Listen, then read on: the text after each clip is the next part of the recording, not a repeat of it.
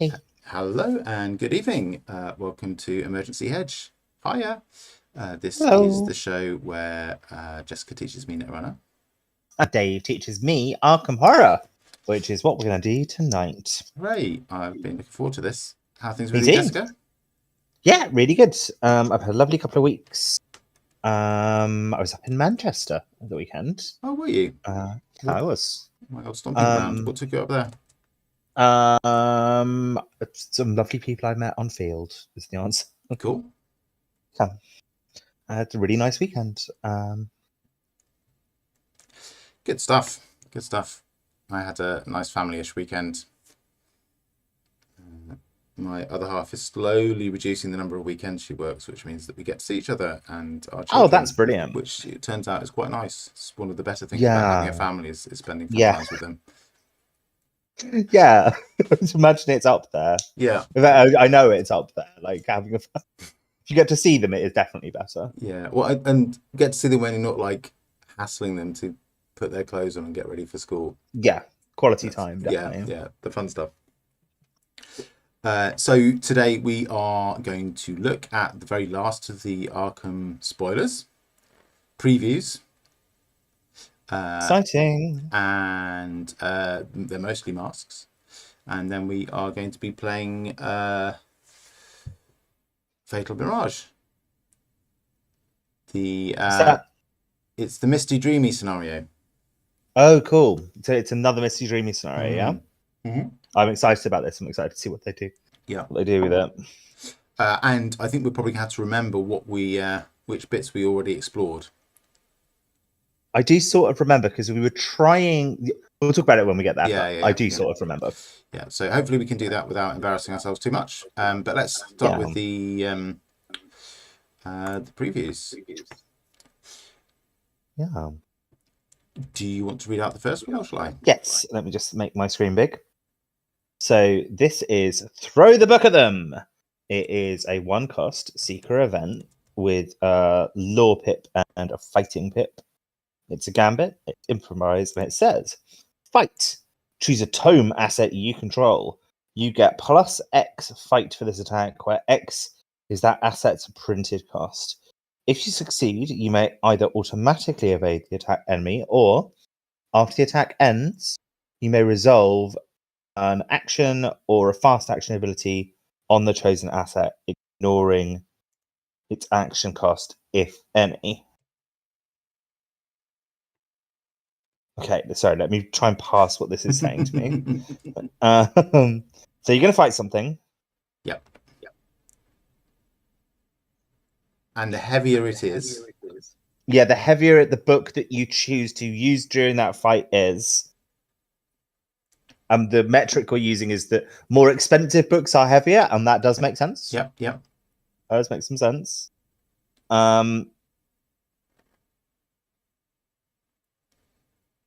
Cool. And if you succeed, you can either evade the enemy or use the book. Yes. Presumably the enemy's stunned to such an extent that you can like have a little browse and do book things. Yeah. What do you think is the right target book for this, Dave? What book would you like to be using?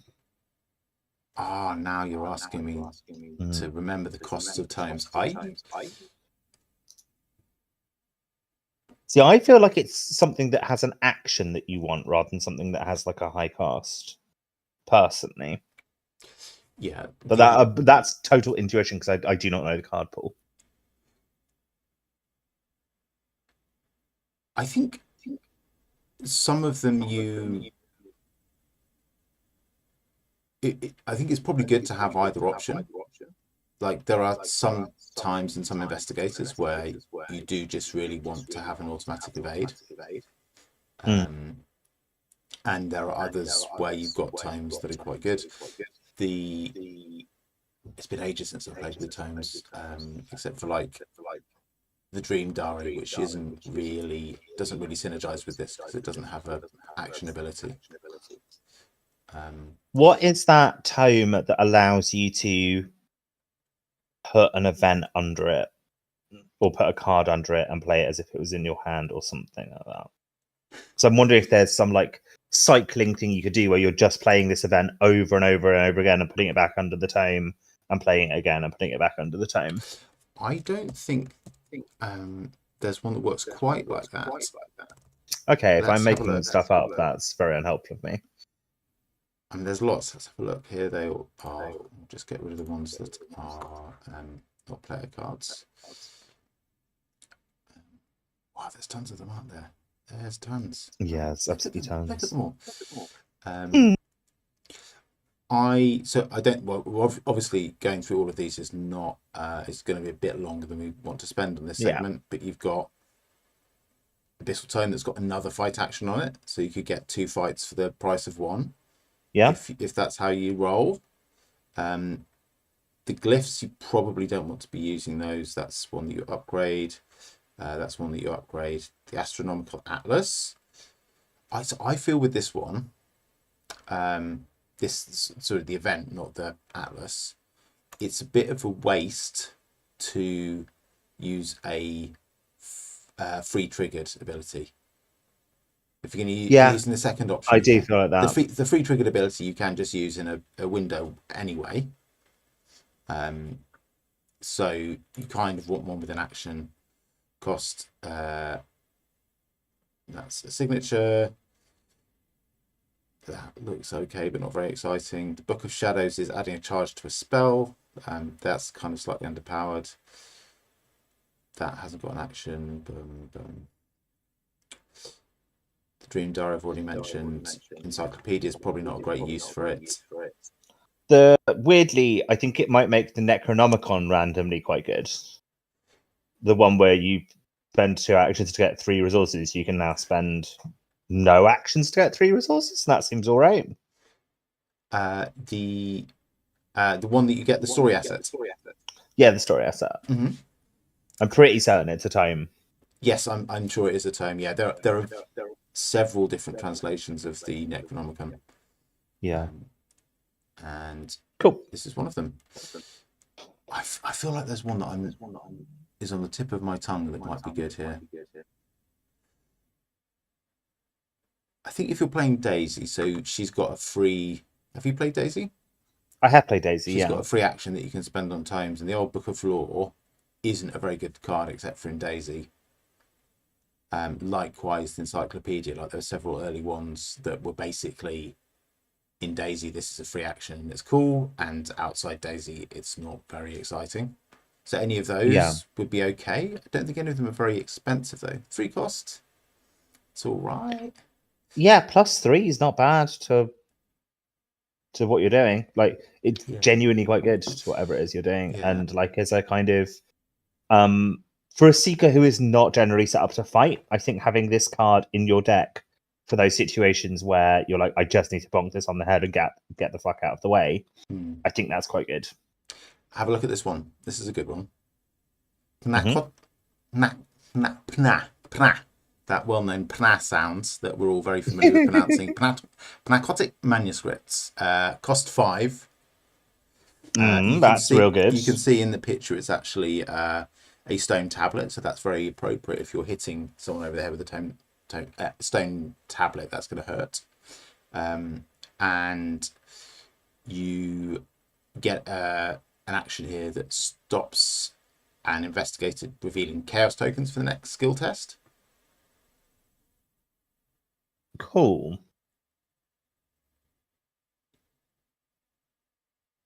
Yeah, assuming your fight was generally high enough already, you could then get like a second free hit on the thing. Yeah.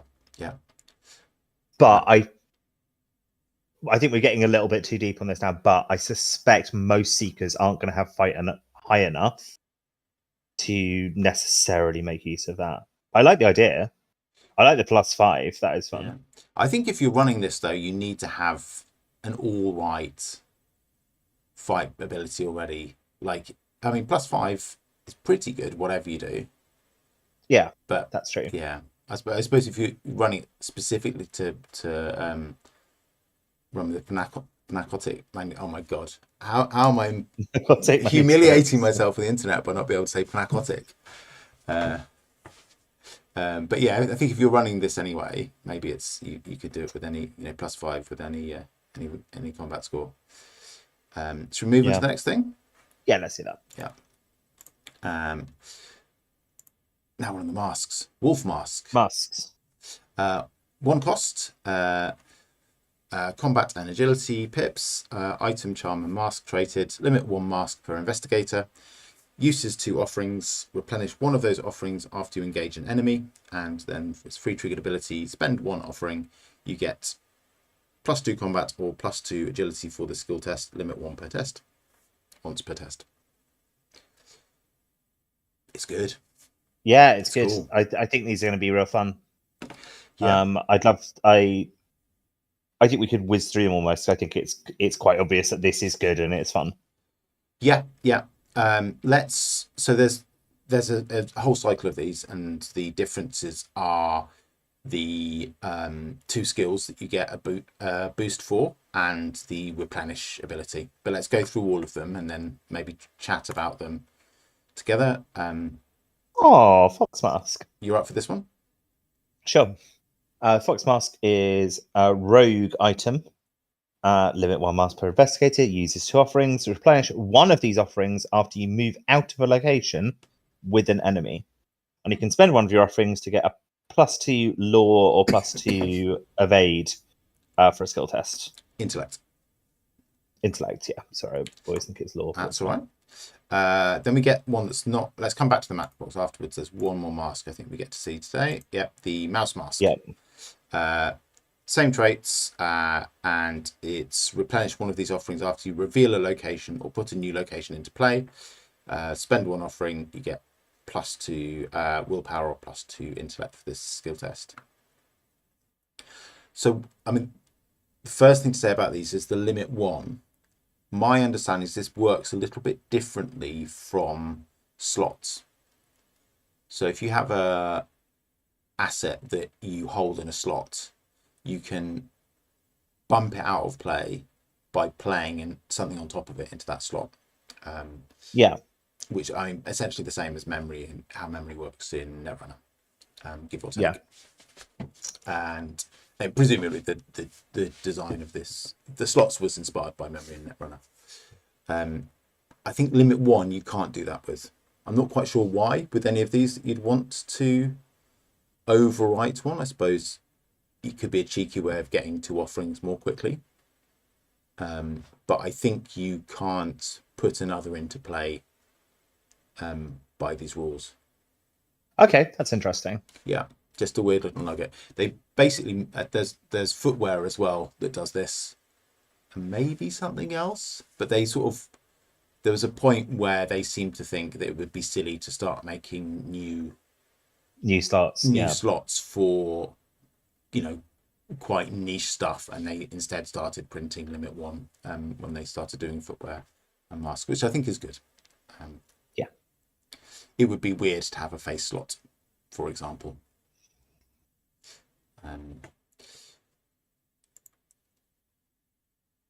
So we've got engage an enemy with the wolf mask.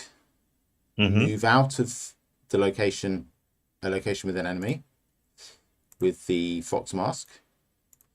Yeah. And reveal a location or put a new location to play with the mouse mask. Which I feel is like kind of the hardest one to do consistently. There'll be a point in the game where you cannot do this anymore.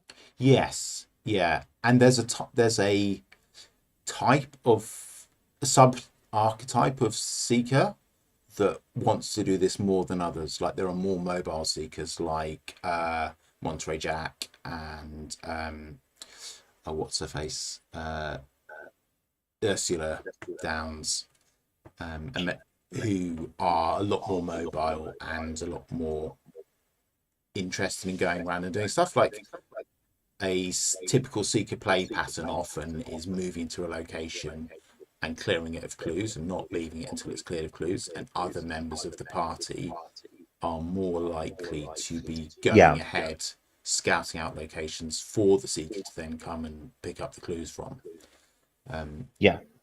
So yeah, it's a bit harder. Some locations, this is much better, or better than others.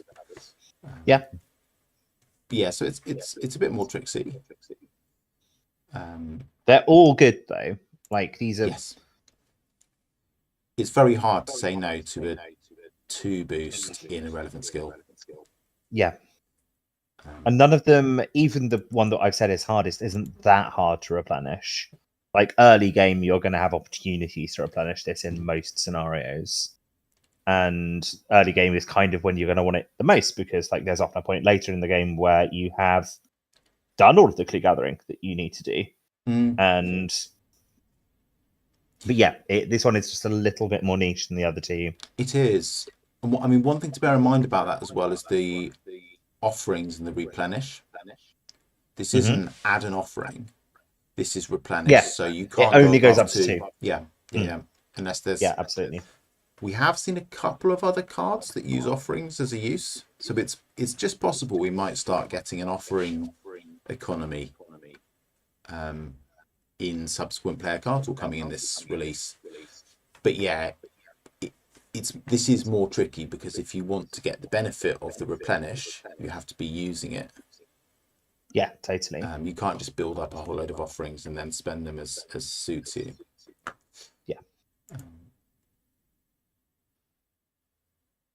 But yeah, they're really cool and they're cute as well. I like them. Really I like them cute. Thematically. Yeah. I can imagine playing with a group where you do in fact bring the mask, and once you've got the cards down, you wear the mask for the rest of the game. They also just made me really excited about the expansion and the Wicker Man vibes of them. Yeah, it's awesome. I've forgotten whose turn it is. Maybe it's your turn. Do you want to do the matchbox for us? Yeah, I'll do the matchbox.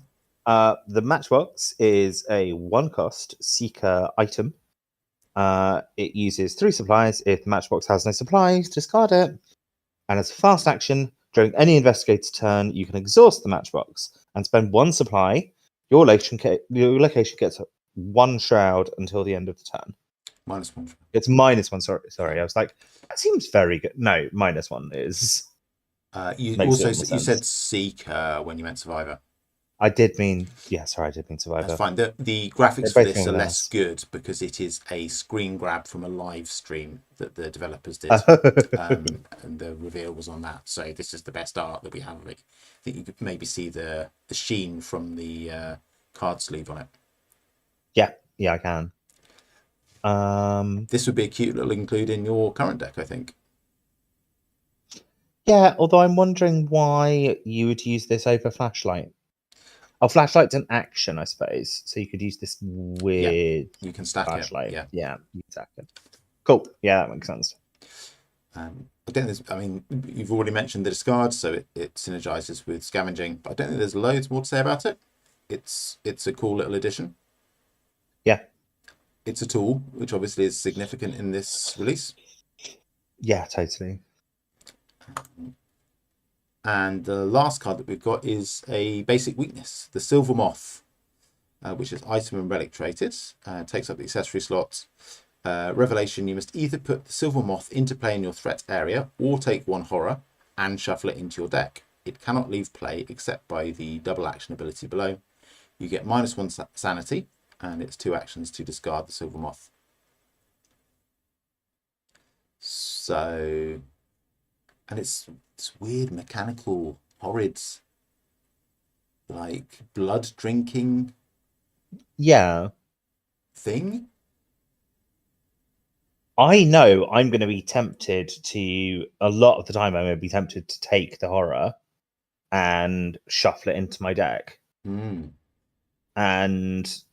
because there are so many times when you do not want to have to spend 2 actions. And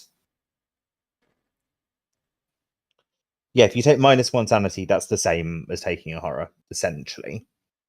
In some ways, it's worse. So yeah, I'm going to be really tempted to keep shuffling this back. And then if you get bad RNG, it can be really bad, right? Yes. I mean, I think it's rare for -1 sanity to be worse than taking the horror, because if once you've discarded it, your sanity goes back again.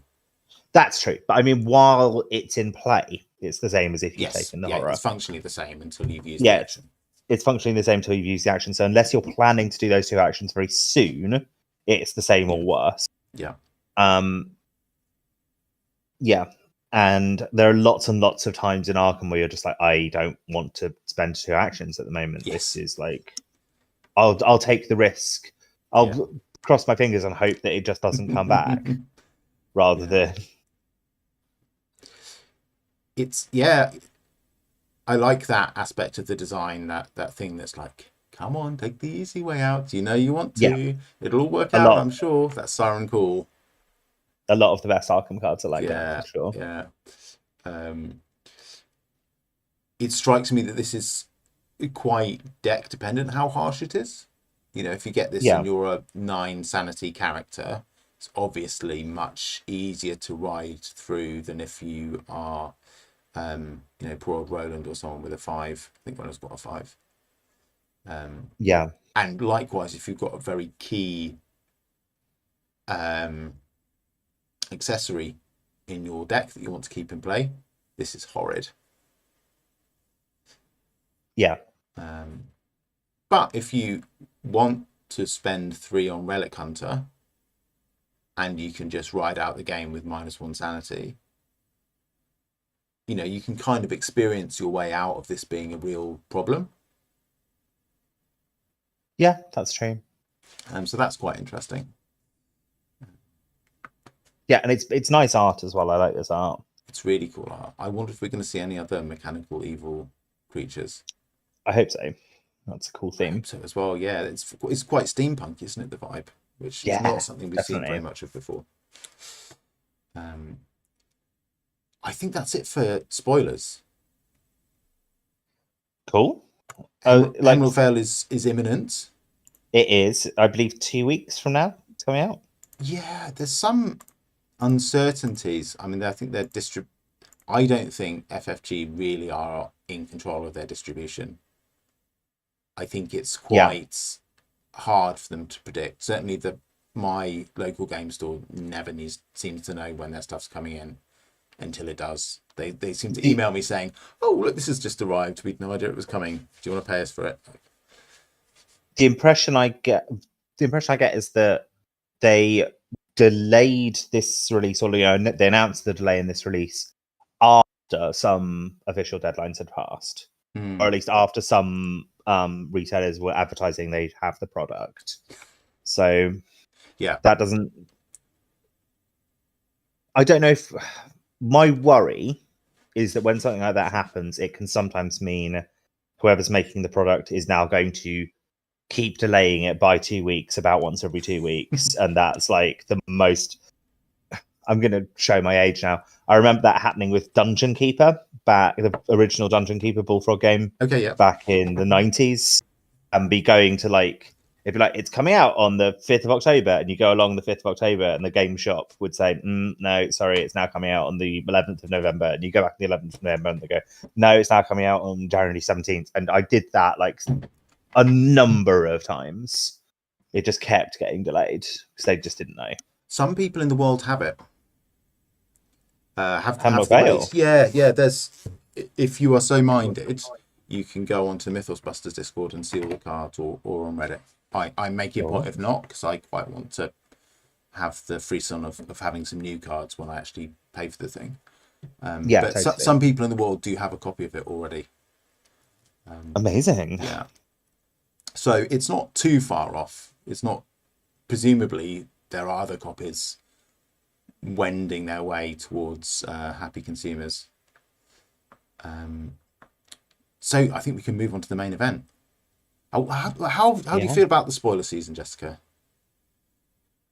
Good. I feel good about it. I missed at some point the card I was supposed to promote came out, and I did not notice it had 47 on it. I'm still not sure which card it was. Did it? That's my only thing. Yeah. Well, if spoiler season is over, the card must have come out, right? No, because not everything's been spoiled. There are some. Okay. There are some cards that have not been spoiled yet.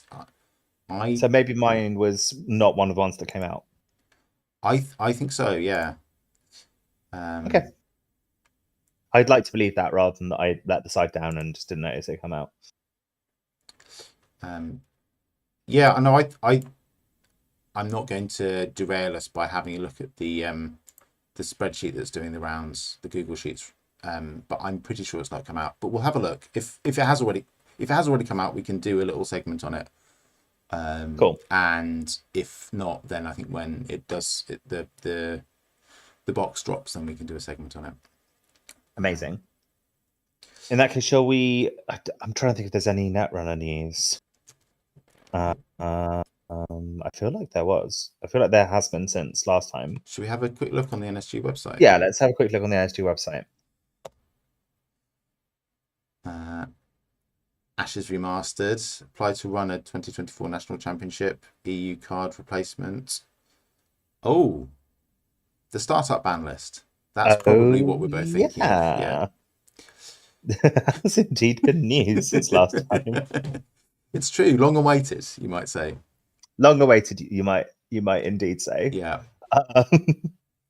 You and I started off with startup. We did.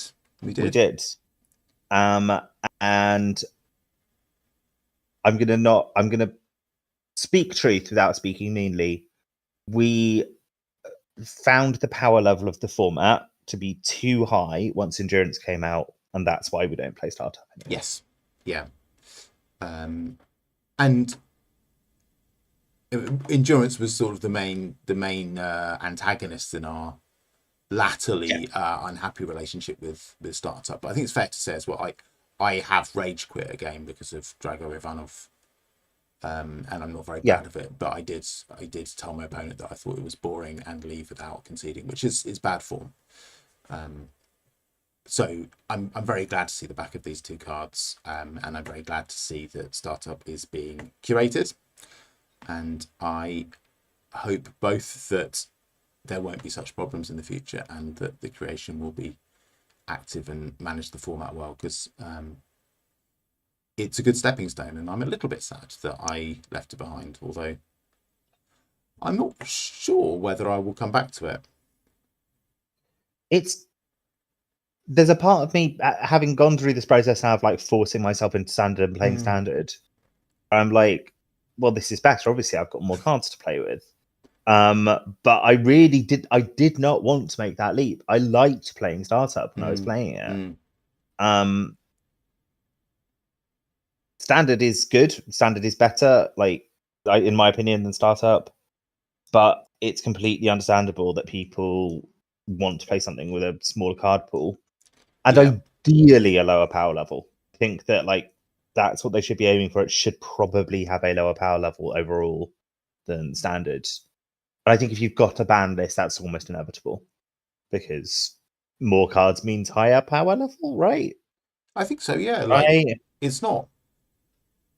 Yeah, there's not a direct correlation, but in general terms, the power of cards comes from combinations, and the larger the pool, the greater the number of possible combinations, and therefore the possibilities of more powerful combinations are, in general terms, I think, greater.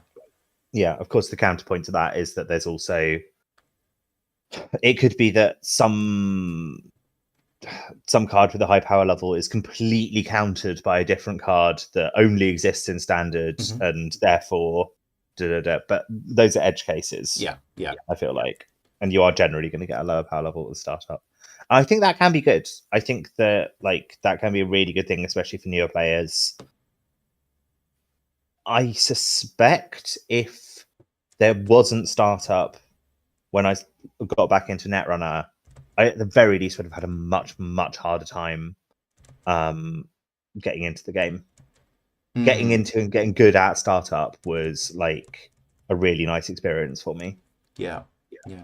It will be interesting to see, because there was a point, I think, when we were both playing it that I felt lots of people were playing it, and my sense is that there are fewer now. I don't think that's just me reading my experiences more broadly than I should. It will be interesting to see, once the card pool is all NSG and all acquirable much more easily, what role there'll be for startup.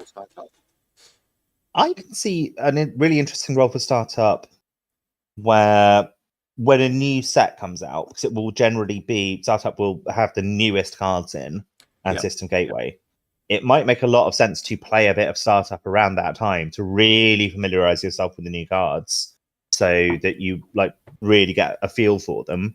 And then play them in the like bigger format. Maybe that's true. I think that makes sense. Maybe we should try it when Maybe we should. Autonomer Initiative Part 2 comes out. Do we have the official name for that yet? No. I don't think we do.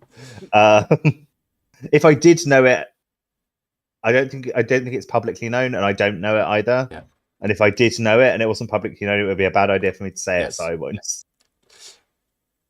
I can't tell whether you're hinting that you know or not, but anyway, I'm not. I'm accidentally hinting it, but I don't know. It's in this article they're calling it Part 2 of the Liberation Cycle, so I think we can surmise that it's not been publicly released.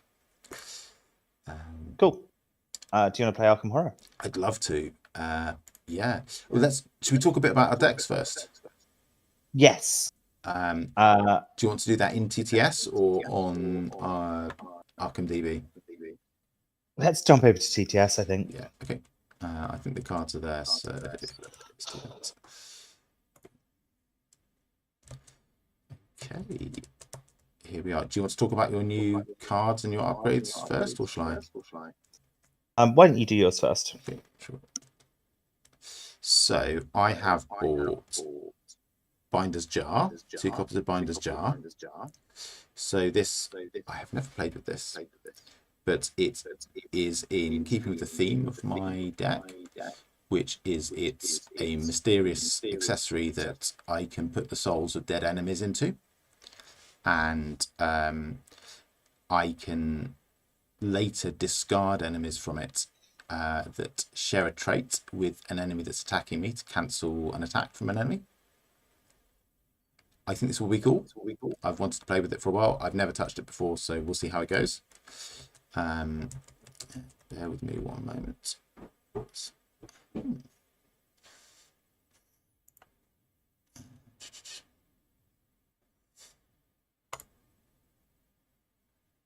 Okay. And I've upgraded Azure Flame to level 3. This basically just gives me a +2 willpower boost when I use it. I have swapped in a Switchblade, and the reason for this is just because it's fast. It's a fast, slightly rubbish weapon, and I think Dexter needs lots of fast and assets to start him off going. And I've also purchased a second copy of the Hierophant, which is a tarot card that gives me an extra arcane slot.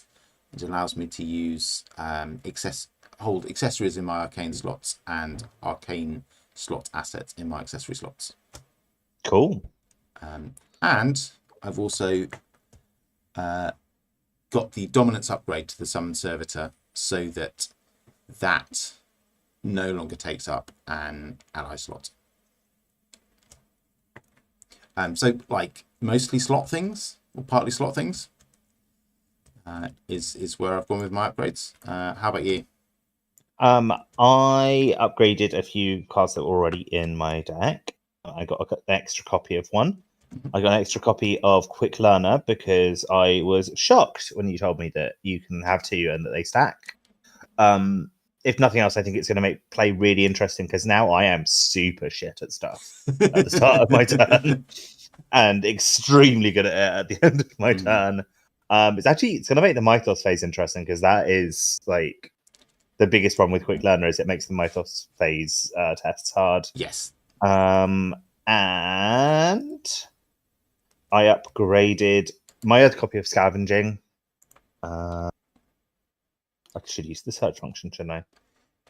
Actually, you should. There's no point in me hovering over these cards, because I'm hovering over them now, so they're Scavenging. Fantastic. I upgraded my other copy of Scavenging, so they're both Scavenging 3, I want to say. 2, I think. 2. Yep. And I upgraded one of my Derringers. So I've got one good Derringer and one mid Derringer. Yeah. I think maybe you get an extra ammo is the is the upgrade on that. Maybe an extra ammo, and you get a +1 when you fail, which isn't there before, if I remember rightly. Cool. So that's nice. And just get rid of my cards that I'm not using anymore. Off we go. Yeah, we're going back into Fatal Mirage. Do you want to do Hooray! Okay, let's pop this back. Not here. Let's find the right page.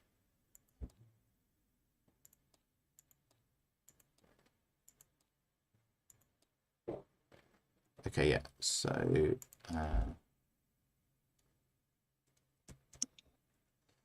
Okay, shall I read? Shall I read the things? Yes, I think because it's our second time we skipped to intro 2, though, not this front page. Okay. Yeah. Please do read. Intro 2. Once again, you find yourself in a web of icy tunnels permeated by mist and miasma. The entryway vanishes behind you, your reflection shimmering with the slightest hint of incorporeality. Stars back at you. Stares back at you. Sorry, I misread that. Stars. From many angles at once. Proceed to set up. And I presume we have indeed done the setup. Partly, I think not entirely, because it's slightly variable. So we need to make sure we've got the genders are probably correct because there's separate boxes in the mod. So let's just check. We're starting on agenda 2 and act 2, so that's cool. Now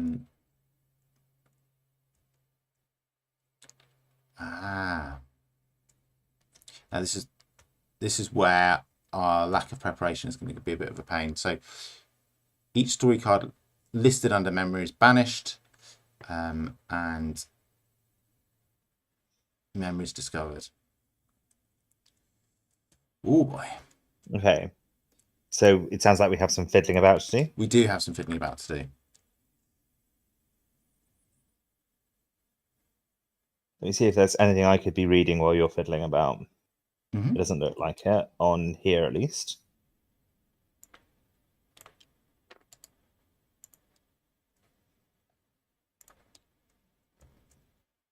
I could read these, but they won't take very long. It's the only thing. Okay, yeah. I'm going to be faffing around for ages, I think. Where are the... I can't even see the locations that we are supposed to have. Oh, no. So, Agenda 2A. We start on Agenda 2. I guess because we're on the second time we've come back. Mm-hmm. Yes. Cool. You once again find yourself trapped in an endless prison of distorted thought. And it's a fast action. You can take a horror and move to the prison of memories. Shadow of the past. In this strange alternate reality, past memories and nightmares come to life. Is this place real or a figment of your imagination? Or perhaps both? Objective. Confront your demons to strengthen your resolve. Hint. You may have more than one opportunity to advance this act. Until then, you are trapped. If you are running out of time and are given the chance to advance, consider taking it. Which I think is pretty much exactly what it said last time, right? Yeah. Is there any way I can help? Is it going to be too many cooks? What we need to do is we need to find the locations, and we need to find what... I think these are most of them. What we had successfully... Which bits we'd explored. Okay. So we went and explored the doctor's stuff last time. Mm-hmm. And then we also explored the guy with the dog. Yeah, that makes sense. Yeah, because that's how I got a dog. I know. I think you got the dog in a interlude. but I think we might maybe I did. we might also have been to see his memory about the dog. Yeah, that sounds plausible.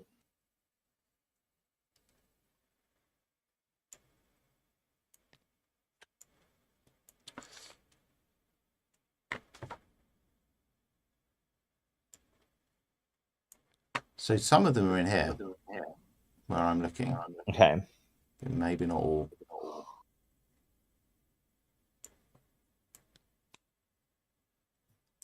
Could you see if any things I've dropped out are more than individual cards? Sure. This is 7 cards over here you've dropped. Oh, nice. Okay. That's cool.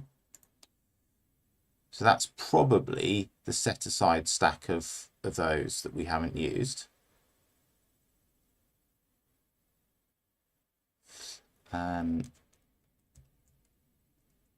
So options for finding out what we are supposed to be doing here. Loading the TTS save immediately after we did that scenario, which we definitely can do, but it might mess with the stream, or looking at the video of us doing it, which probably will take a bit longer, because it would be a case of finding a pause point in the video where you can see the whole board. Yeah, I think that might end up taking quite a long time. Why don't we save this board state?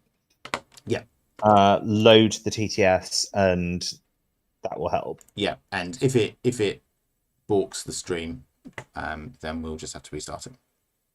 Sound Fingers good? crossed. Yeah, sounds good. Yep, fingers crossed. Okay, let's do this then. And apologies to anyone who's watching this cavalcade of unprofessionalism. Let's look.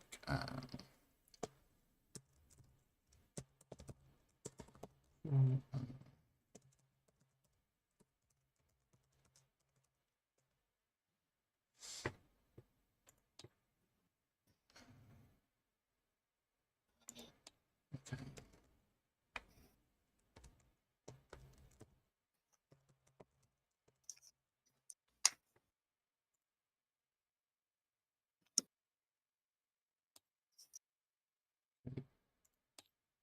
Check that. Yep, that's saved. Okay, so let's see.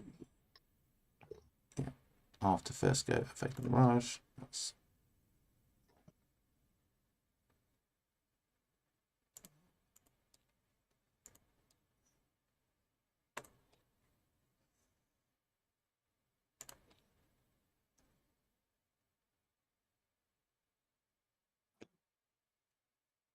so there's an option here to overwrite.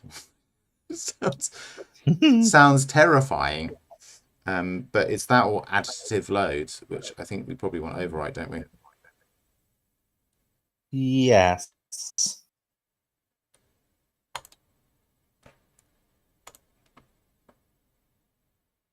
They both sound bad, I'll be honest. Don't like the sound of either of them. I've just overwritten us. Okay. Okay. Yeah. That hasn't done anything that's good. From what I can see, it's not done anything at all. Well, probably what it's done is it's deleted the save. Oh, okay. Yeah. Yeah, that's probably what it's done.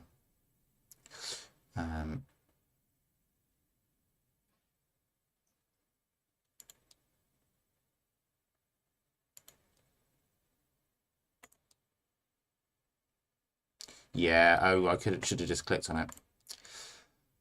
Oh my. Okay, so that leaves us with option 2, which is checking quickly back through the previous broadcast and seeing what it looks like. Okay.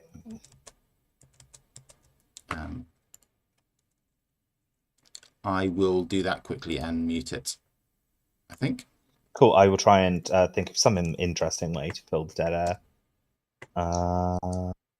I could look at some of my cards, couldn't I? Because it's my Arkham cards, except we're not going to be able to hover over stuff and for me to show people what it looks like, which is a shame. You can get them out though. I'll put TTS over your player board, that's a good idea. and everyone can say looking at that.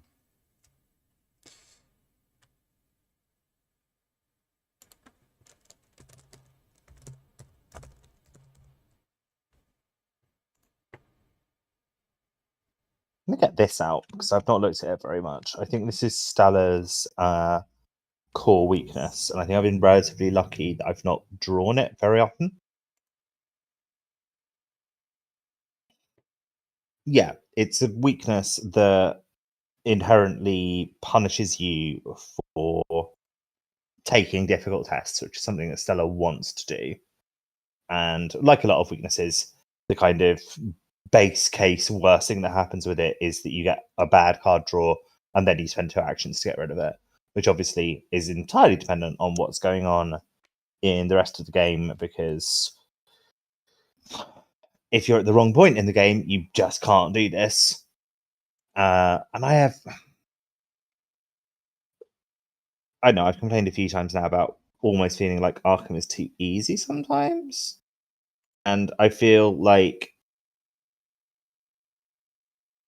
maybe there needs to be kind of something almost like the threat mechanic that they introduced in Netrunner, where, because if you were to draw this on turn 1, you would just get rid of it immediately because there's probably not a lot going on turn 1. Whereas if you draw it on turn, I don't know, one of the end game turns of the game, when you've not got much left on much steam left on the agenda and all that kind of stuff, then it becomes a real threat. I guess you could argue that part of the fun of Arkham Horror is that swinginess, that RNG, that feeling of you do need to get a bit lucky in this game. But I don't know, I might like the design of this card better if it was, if you pulled it early, there were real reasons not to get rid of it until later in the game. Because I think once you understand these little peccadillos of Arkham, it can get quite easy. So yeah, I think obviously they can't call it threat because we already have a threat area, but maybe something that makes cards easier or harder depending on when you pull them in the game. Obviously, I guess the easiest read to get on that would be how much Doom is, how close is the current agenda to advancing. Might be a good way to do it. You could also have something to do with how many agendas are left, I guess. Yeah. Which agenda you're on. Like I've seen them do that, in fact, but I've not necessarily seen it on individual cards like this. Yeah. I have found a picture of our play state at the end, which I think can allow us to work out what we need to do. So these are the cards I'm pretty sure that were in play. Yeah. Oh, look. And this will be the stack of cards that, that haven't gone into play yet. This one here. So, one sec. There we go. Just fixing my deck. Cool. So did it turn out the game had actually kind of already done this for us? No, I think the ones that were loose as separate piles are the ones that we'd already seen, and then the stack is the ones that we've not explored yet. So let's put these into play, and I think we'll have something along the lines of what we need. I'll just check how that looks. Yeah, that goes there.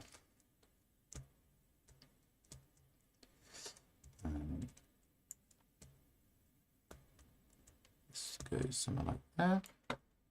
Yeah. That goes here. And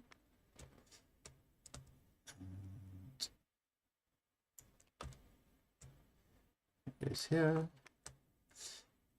And that goes here.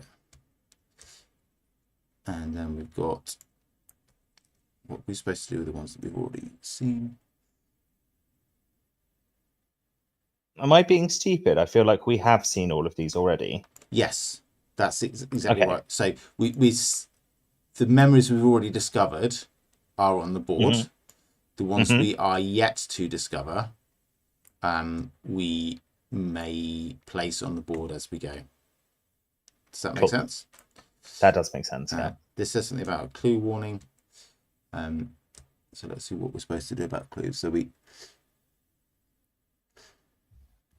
memories banished are in the victory display already.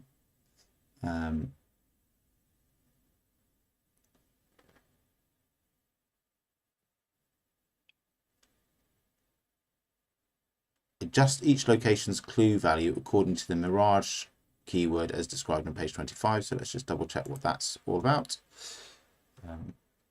When a location with the Mirage keyword enters play, including during setup, for each card indicated by its Mirage keyword that is already in play or in the victory display, reduce the location's clue value by its Mirage value. So we can have to manually add clues to these.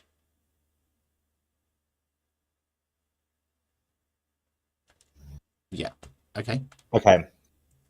So I think these will probably have none. So Alaskan Wilds, Memory of a Hunt Got a Right is there. So that has no clues on it. Deserted Station, similarly, no clues on it because Alaskan Wilds is in play. Base Camp has one clue on it because Deserted Station and Riverview Theatre are both in play, right? Okay. And Prison of Memories, Base Camp is in play, but the Theodosia and University Halls are not, so that has two clues on it. These are all per investigator, so double everything I just said. Sure. 2 on the Base Camp and 4 on the Prison of Memories. We're going to realise how spoiled we were, aren't we, by GTS usually doing this for us. Yes. Yeah. And I think at last we can start the scenario. Right? Yay!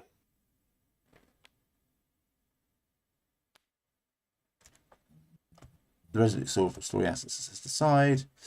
Oh, we probably we're not playing hard or expert. We will shuffle the Tequila deck, and we need to choose our companions. Oh, yeah. So I've got Claypool here. Yep, you take Claypool. Who should I take? I'm minded just to stick with him. There's so many Frost tokens in this Chaos bag. Yeah, he's incredibly good. In fact, I think we should make it a priority to try and find his memory. Yes. Yeah, that makes sense. I'm in favour of that. I don't think I can have the person I had last time because I think he got eaten by. I think it was what's his name? Anu's erstwhile owner. And yeah, I think that's why we went to check up on him afterwards. So the options are Takada Hiroko, Cookie, Kensler, and Ellsworth. Ellsworth's good, isn't he? What does Ellsworth do again? 5 supplies, and you can spend a supply to treat a treachery as if it's blank until the end of the turn. Oh, we've not used him before then. Who am I thinking of?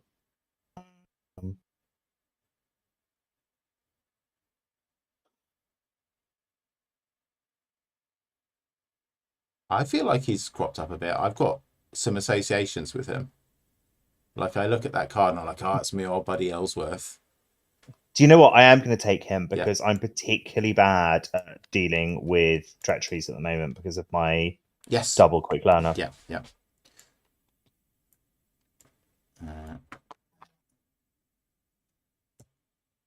I like how it's double quick learner because you've got two of them, and also double quick works as a thing. Yeah, that's good. Cool. I'm just checking the acting agenda. I won't ask you to read them again.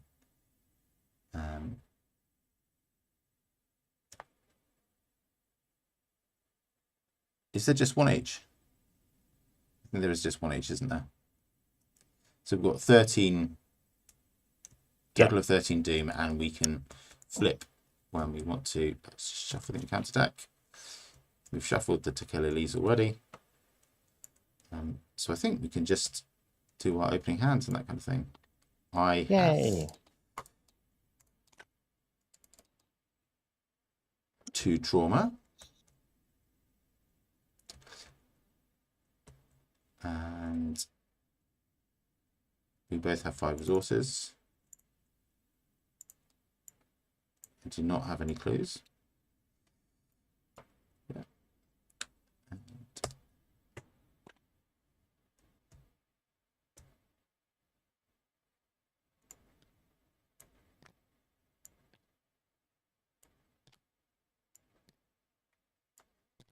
I might just keep this opening hand. Oh, yeah. I probably should, like...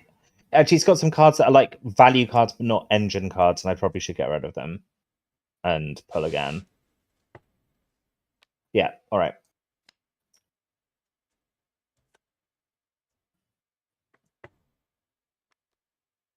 So I know this deck is just incredibly powerful if you get the engine up and running, so it... okay, you can go as well. Just going to check my deck list again to work out what I want to do with my mulligan. It's one of the slight disadvantages of our play pattern is that every time I come to mulligan this deck, I can't remember what I'm supposed to be mulliganing for or not. So I probably want to get a cigarette case. It's great to have Molly Maxwell. It's great to have the servitor. It's just generally good to have some assets that I can start Dexter's trickery with, I think. It's probably where it gets us to.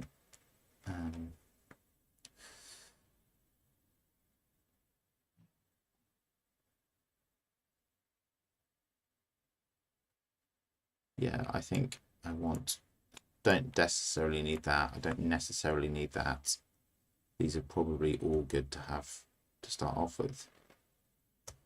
Yeah. So take 2 more. Okay. They're not particularly better, but anyway, fine.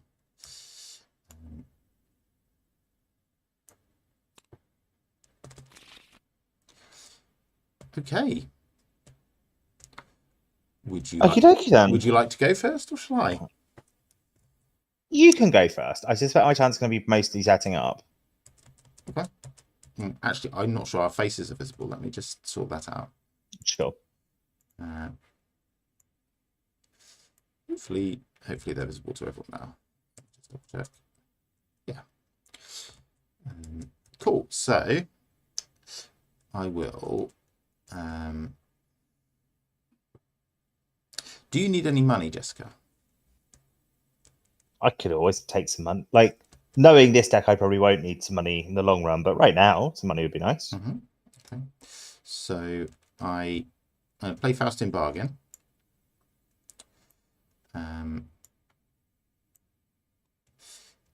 And I think I want 5. I think maybe I will take 3 and give you 2 if that works. I was even going to suggest 4 and 1 because this deck does end up being rich, and you are all often end up not being rich. Yes, that's true. I certainly playing all of these assets is resource intensive. Let's just check. There's no none of those in there already. Okay, let's pop 2 in. 1, 2, and those are never going to come back and cause trouble for us. Yay! Cool. That's action number 1. Action number 2, we will play Molly Maxwell. And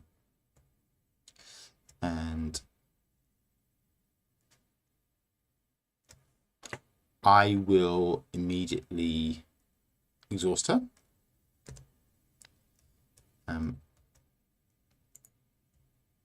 Pop a horror on her, and I will look in my deck for spell card. So what do I look at? I look at the... okay, I keep just looking at stuff until a card with that trait is revealed. Yeah. This is not an easy thing to do on TTS. I think I will just search and I will go down the list because I think... Yeah, I trust you. Yeah.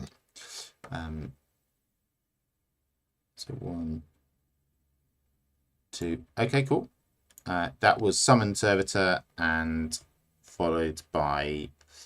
oh, it's an asset. Interesting. So I actually can't take Power Word because that is not a spell asset. But Azure Flame is the next one. So take that and then everything else gets shuffled back. Yeah.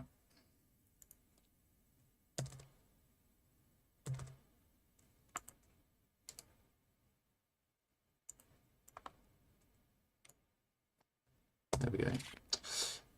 So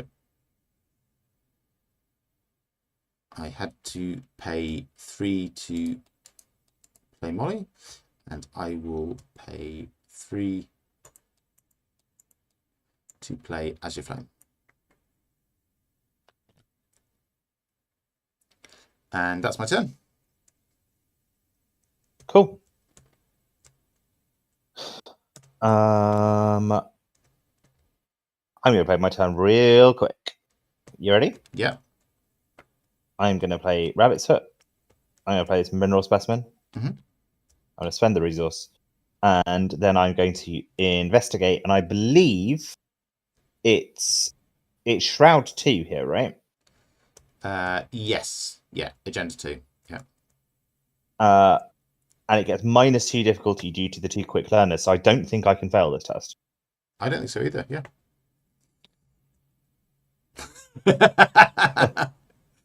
I almost said unless. Oh, fuck off! Okay, Avery Claypool says no. No. We'll have less of your cheek frost tokens. Okay, what does the elder thing do?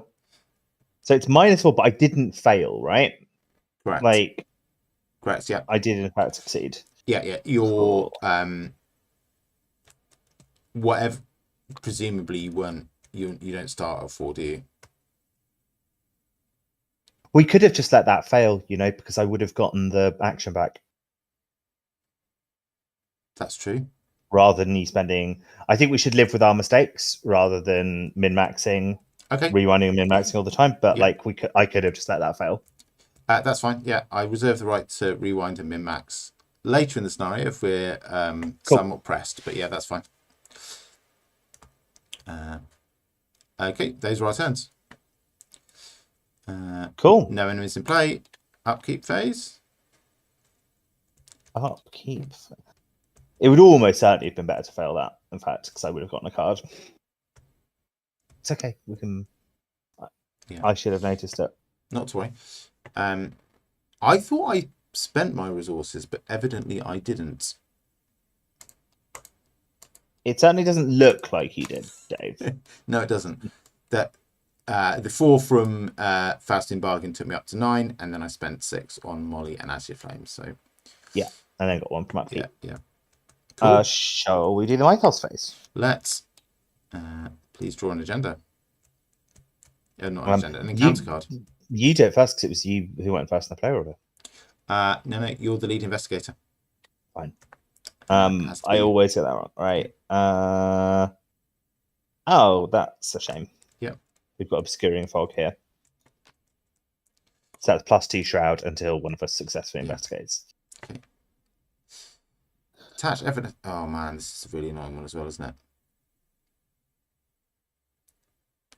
Yeah, attach evanescent mist to the nearest location that is not cleared of mirages. Place 2 clues on the attached location. In order to flip attached location over. Yeah. So that's here.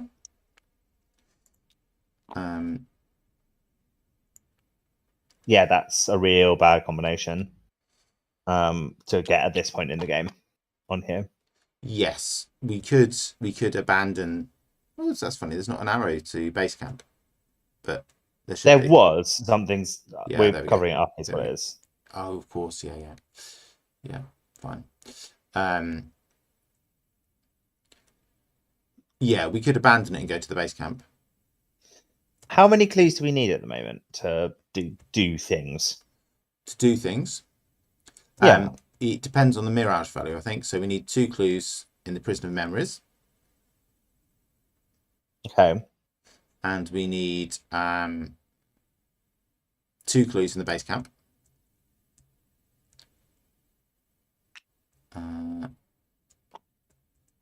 Yeah. Oh yeah, thank you for adding those extra ones.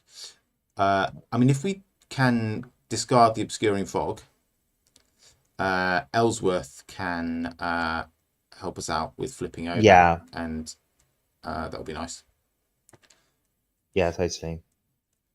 I don't think the obscuring fog's that big a problem. No, me neither. Or my third action, I could investigate it at a +5. So, yeah, I think there are ways to do this. Yeah. Okay. I'm just saying this so that maybe I remember it next time. The cards I should have been mulliganing for were the Hierophant, because that gets put into play for free if it's in my opening hand, and Lone Wolf, because that's awesome card to have early on, because it's drip feed economy. Do you want to take your turn first, or shall I? Sure, I'll take my turn first. Action 1, let's get the old keyring into play. Sounds good. Which then just completely... There is no obscuring mist now. I might investigate without using it first, though, because I'll get a free draw if I fail. Yep. I wouldn't mind that happening. Yeah, and then I'll investigate with it. So action 2, I'll investigate without using the old keyring. Cool. So let's check what the numbers look like. I'm at 2. And the shroud value here is also 2.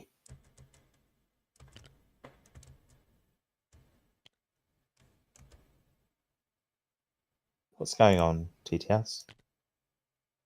There we go. Oh, I passed. Hooray! That's good. Even better.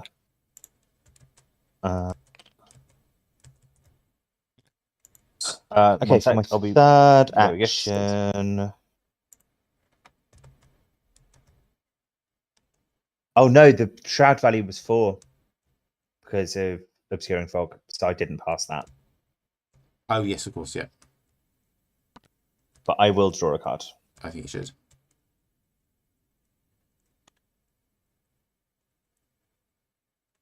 Cool. Yes. Cool indeed. How much did you fail by? Failed by 1. Oh, right? Yeah. So I could do that. I think I should do that. Definitely, yeah.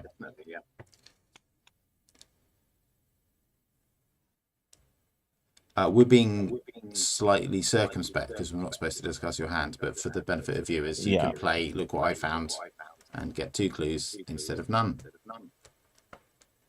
which is nice. Yes. Okay, let's take 2 clues off that. Okay, so that was my second action. I've now got 2 more actions and a free card.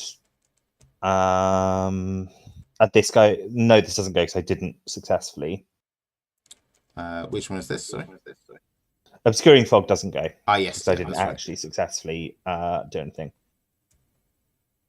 Okay, let's do stellar maths. So Shroud is 4, but Shroud is 2 again because of the 2 quick learners. And I can turn Shroud into 0 with this keyring, which is what I'm going to do. Yep. So anything but the auto fail is a success. It's a success. Awesome. So the obscuring fog does get discarded. Yeah. I would kind of like to have this drawing thin in play at the start of the next turn. But do you think I should... Is 4 clues enough for now? So I might use my last action. It's plenty, yeah. We could even flip this, right? Yeah. Why don't we do that, and then I might use my last action to install drawing thin. Oh no, we can't flip it because... We can. Also the Evanescent Mist? We can use Rolled Ellsworth to blank... Does he blank things? During an investigator's turn, exhaust roll Ellsworth and spend 1 supply. Choose a treachery attached to any location. Treat that treachery's text box as if it were blank until the end of this turn. So actually, he doesn't help me out during the Mythos phase that much, but he does help me with this specific thing. Yes. So... Well, he'll help you with things that you might end up having on your location due to the Mythos phase. That's true. Let's do that and then flip the thing. Yep, sounds good.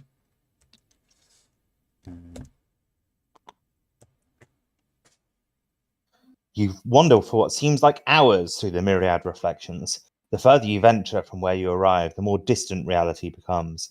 There are many paths to take through the hallucination. Places you recognize from your memories and others you do not, taken from the memories of your companions. As the shape of the mirage changes around you, you consider which prison might be worse. The one that reveals its true deadly nature, or the one that hides it. And we can put the base application to play, which we've done already. We can put the deck of the Theodosia into play, which we haven't done. We haven't done already? Correct. Or we can put the University Halls into play. What do you think? If we are trying to get Claypool, where are we most likely to find him? I think the Theodosia. I think the Theodosia. Let's do that. Yep. Okay.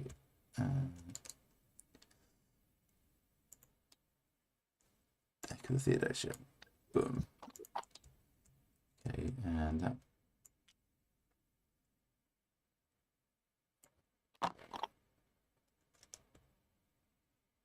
Interesting. That's connected to the base camp. I didn't realize that was a thing.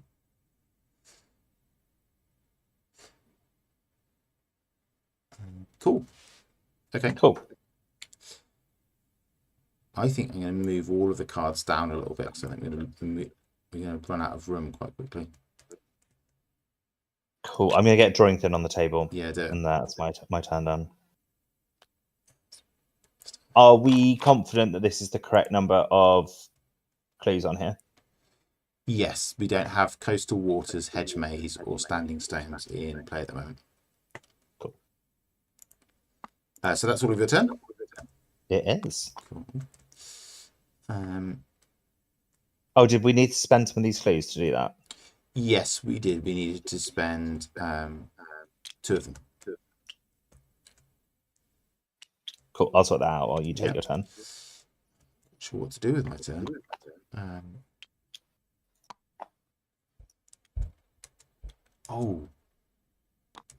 think I know what I can do, and it's really cool. My Beamish boy, what traits have you got? You've got the summon trait. Yes. So I can use Molly Maxwell to get the summon servitor. Cool. Because I think I can exhaust her, right? Yeah.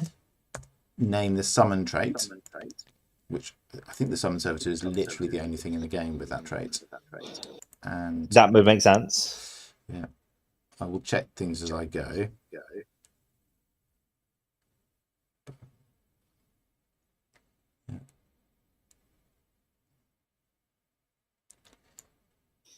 I like the thematic mechanical synchronicity of Molly Maxwell being your glamorous assistant who is slowly going insane because of the things, the actual magic that you're doing around her. Yeah. So that's a free trigger ability. God, she's amazing. I haven't really used her that much, I feel. Certainly not to her best of her ability. Like, I think almost naming spells is a bit of a mistake with her. Like, I can name other weirder traits and then pull specific things out of my deck. Jeez, that's really good. Okay, I'll play the Summon Servitor, who now takes up Arcane slot.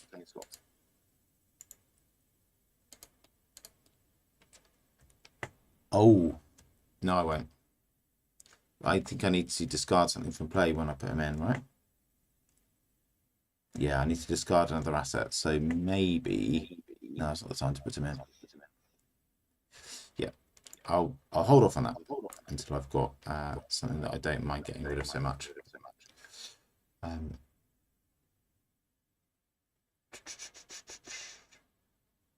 hold him in hand. I'll draw a card.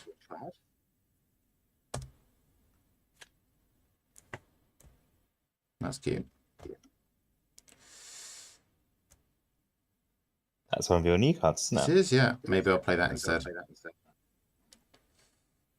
Oh, don't forget to give yourself the money back because you didn't actually install. Thank you. Yeah. I think I'll play the Binder's Jar, which is my 2 instead. Saving yourself the hassle. Very, very clever. Yeah.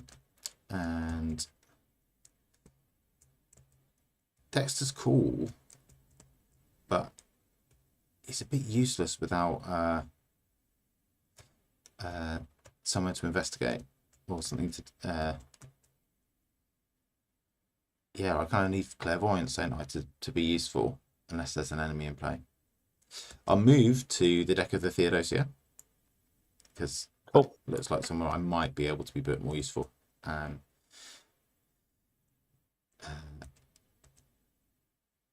So that was draw, play, move, wasn't it? 3 actions. Boom, boom, boom. Cool, that's the end of my turn. Cool. There are no enemies in play. Or not. So we move to the upkeep phase. And I have, of course, drawn a Tequila card. Ah. As is my sin and burden in this life. Revelation, if it's your turn, lose an action. Otherwise, lose an action during your next turn. That sucks. That sucks especially bad with 2 quick learners installed. Because it's logically the way things are written, it's the 3rd action that I lose. It's the good action that I lose. Well, because during and before my first action. Your first action. Yes. Yeah. Yeah, that's true. That's true.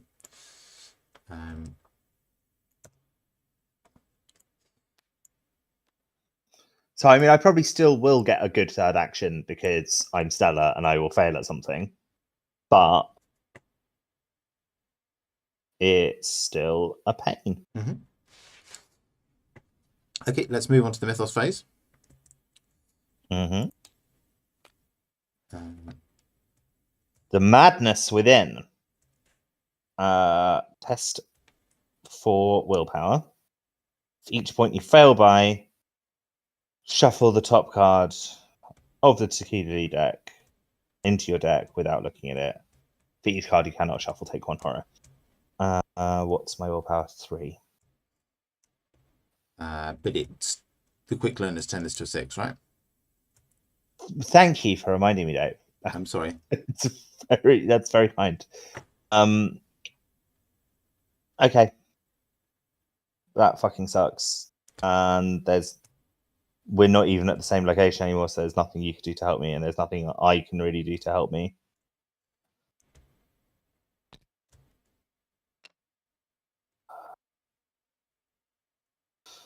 Okay. Oh boy. I feel like that happens more often than it should. There aren't that many in there, right? There are lots, actually. Actually, there's that's really quite a lot. Yeah. To be fair, there's a fucking loads in there. Metric ton of the bastards.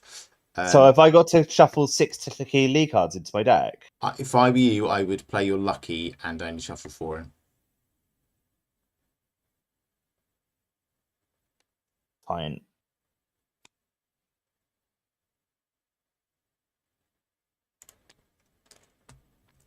That is really gross. Yeah. I was like, I counted at the start of this game. I was like, I wonder how many I've got in there, and it was 3. I was like, oh, good, I've gotten it down to 3. Like, that's not too bad. And I've drawn one of them already, and now I'm shuffling 4 in. This fucking sucks. I've drawn Frenzied Explorer, which is good. I'm pleased. Good. Now I need to remember what I've got on Power Word, so see if I can do anything cool with it. Yeah.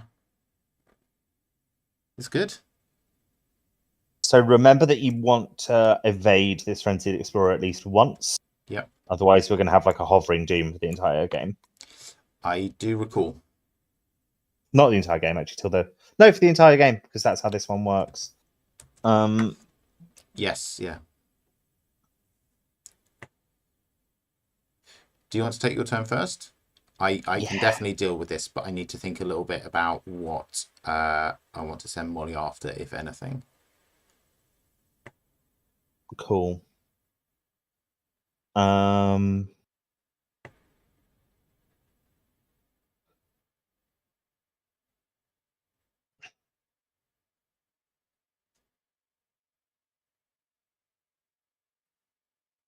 I might deliberately fail an investigation here to draw cards. That's what I'm going to do, and then use 2 more actions.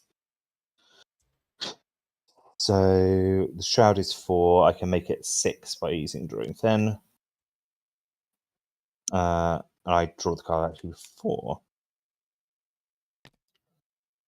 Cool, and I fail, so I'm also going to Rabbit's Foot.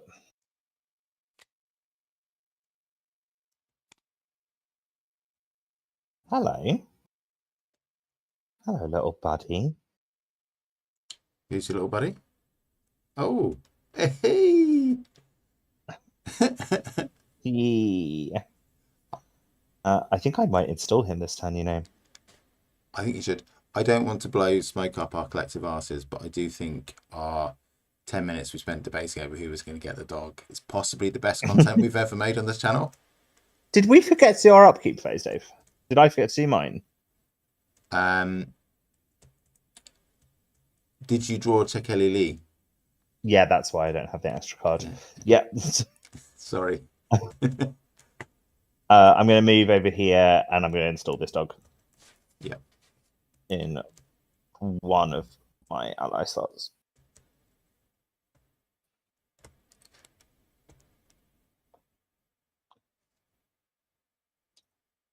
Cool, you'll go. You investigate.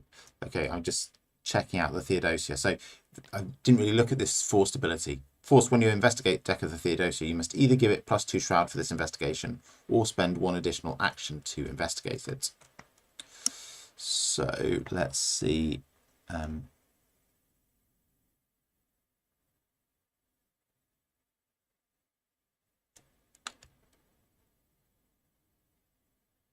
Yeah. Yeah. Okay, cool.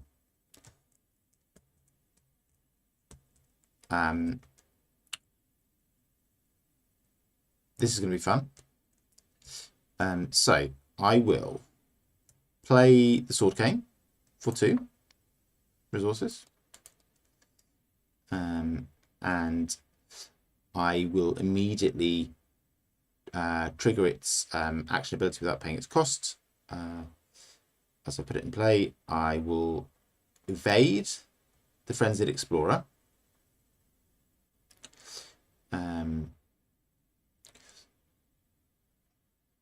So I use my willpower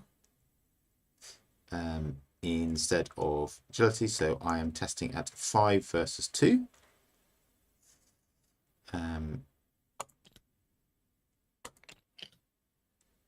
Boo. Okay.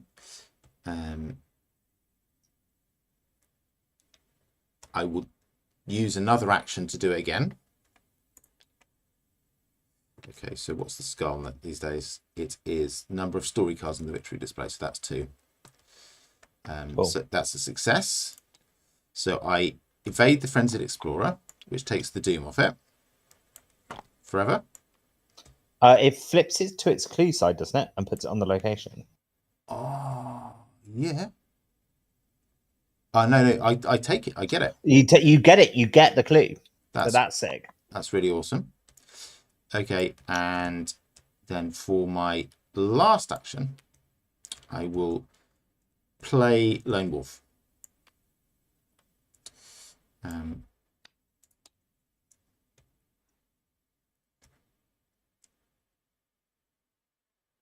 Okay. Okay. So you'd like me to not keep being at your location? I understand.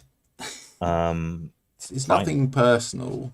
No, I get it. Just I've had this. I've had this my whole life. A stage magician needs a bit of time alone to, consider his options. I'm used to it. I wouldn't worry about it. Like, I get this all the time.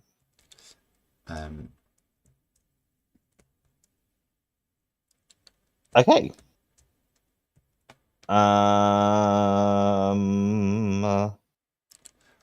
can use the Frenzied Explorer and probably the Summon Servitor to clear off the deck of the Theodosia. So if you have... We have the clues between us, don't we? More than to flip this. Yeah. So I vote that we flip it either now or the start of the next turn, and then you start going exploring, and I'll... Let's flip it now. Yeah? Yeah, let's flip it now. Cool. Ellsworth appears in a shimmer of mirage light, staring out over the railing into the cold blue ocean. Beautiful, isn't it? He says. Cookie and Claypool appear nearby, carrying several crates of supplies between them. You know it'll be beautiful, Cookie hollers. If maybe you helped out a little bit. Think you might get off your ass for a minute and pitch in, Ellsworth? The explorer nods with a soft sigh and takes the weight from Claypool's hands, nodding aside for him to take a break. Claypool gives him a gentle, knowing smile. Choose 1. Follow Cookie's memories, put the set-aside Coastal Waters location to play. Follow Ellsworth memories, put aside the Hedge Maze location to play. Or follow Claypool's memories. Yes. Put the set-aside Standing Stones location into play. I guess we're going for the Standing Stones? Yeah, that's the plan that we agreed on. Yeah. At the start. And yeah, we should do that. There's a surprising number of stones in this the options here. But yeah, there we go. There's the Standing Stones. Great.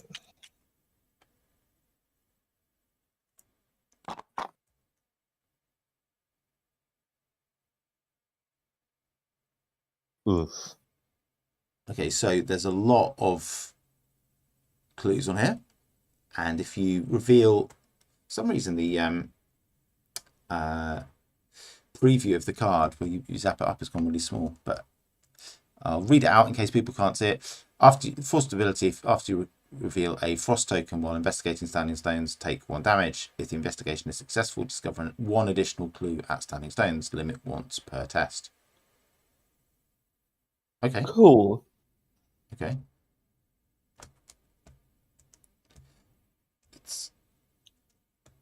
And that's not terrible. You're pretty beefy, aren't you? I'm a bit more of a weed.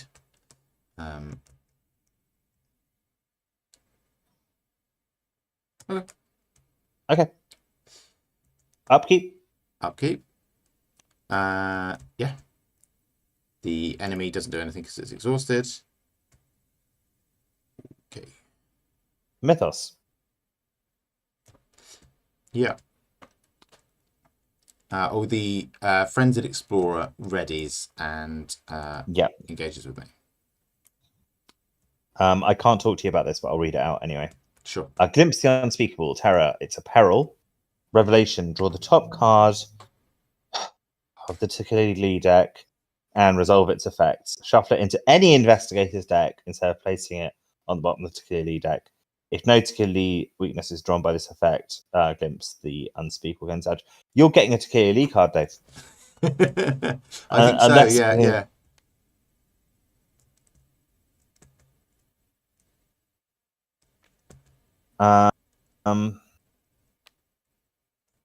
I've got to discard an asset I control.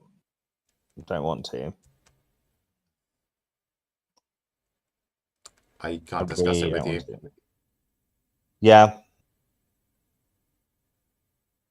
It's the old keyring. The old keyring's going. I only had one charge left on it anyway. And you're getting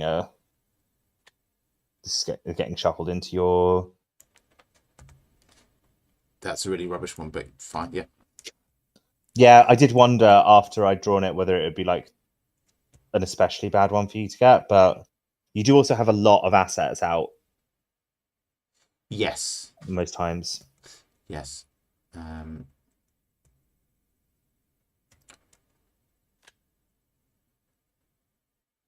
I do have like 10 Tequila cards in my deck already. Both of those things are true. Yeah. Dark Aurora, test 3 willpower. For each frost token revealed during this test, take 1 horror. If you fail, take 2 horror. Okay. I don't think I want to cancel that, do I? No. Okay, so what does the cultist do? The cultist is -2 if you fail, place 1 of your clues on your location. That's fine. So that's a success. I don't take any horror or place any clues on my location. So that's nice.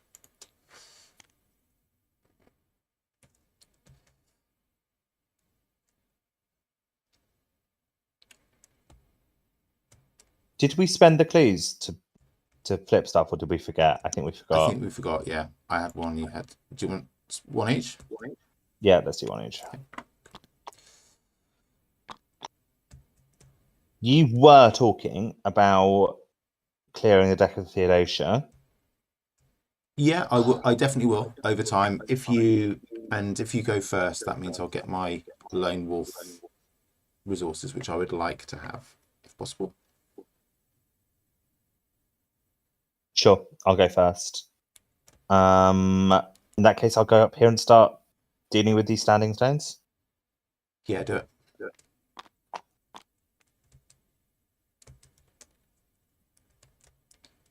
Look at what they are. Okay. Hey, let me check what my dog can do. My dog can do cool things. I've been led to believe so.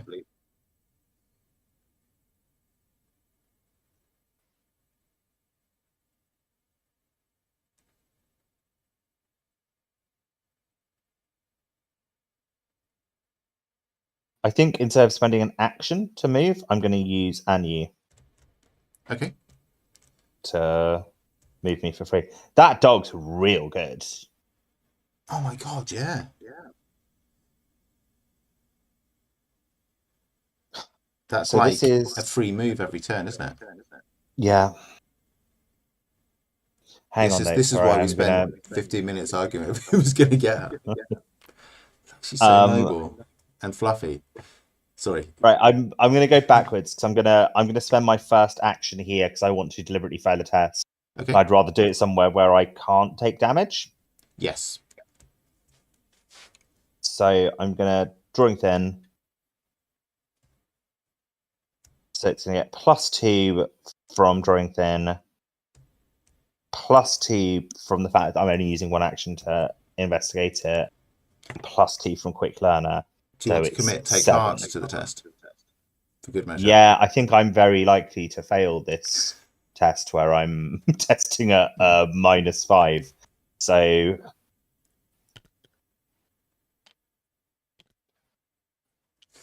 okay, what does the cultist do? I think you draw another one. Oh no, it's -2. But you drop a clue, sadly. Oh, that's a bummer. Okay. I was supposed to draw with drawing thin first, but never. You were. I mean, actually, I'm going to take the resources from drawing thin in any case. Okay. And take heart means I draw 2 more cards. Yeah. And get 2 more resources. Sick. Okay, so that was action number 1. Yeah. Action number nothing. I'm going to use Anu to move me over here. I have 3 actions left. Yay.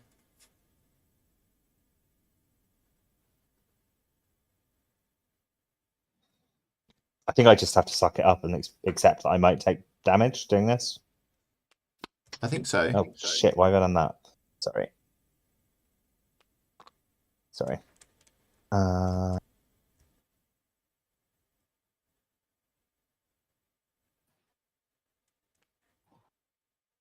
I think I might install this flashlight.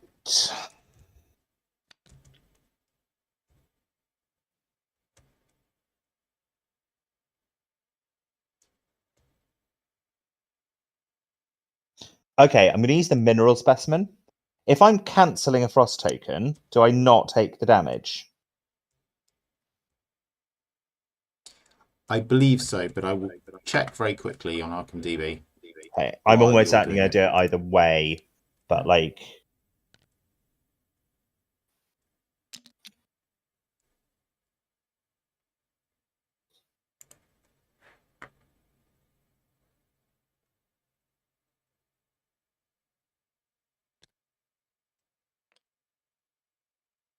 Okay.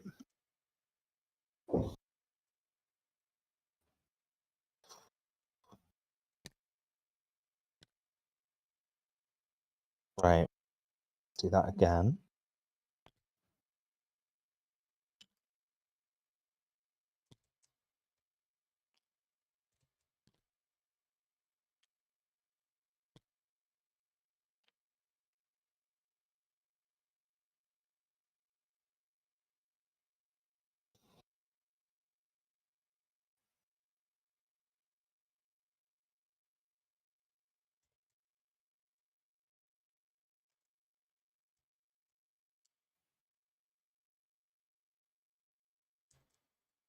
What's happening over here? I'm pretty sure that the cancellation means that they don't count towards the... Cool. I pulled this curse token. Yeah. And I pulled the Eidolon, the Elder thing. Yeah. However, I was 5 versus 0. So I think even with all that happening, I have still managed to succeed. Oh, the first time I did it, I also failed. Okay. Which I think was the only way I could have lost. Yeah. But I've succeeded and gotten an extra clue. Cool. Well done.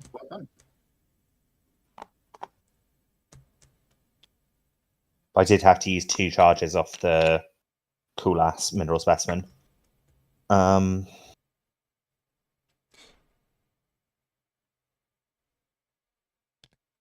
think you don't get the extra clue if you have cancelled the frost token. Why would that be the case? So I think the ability after you...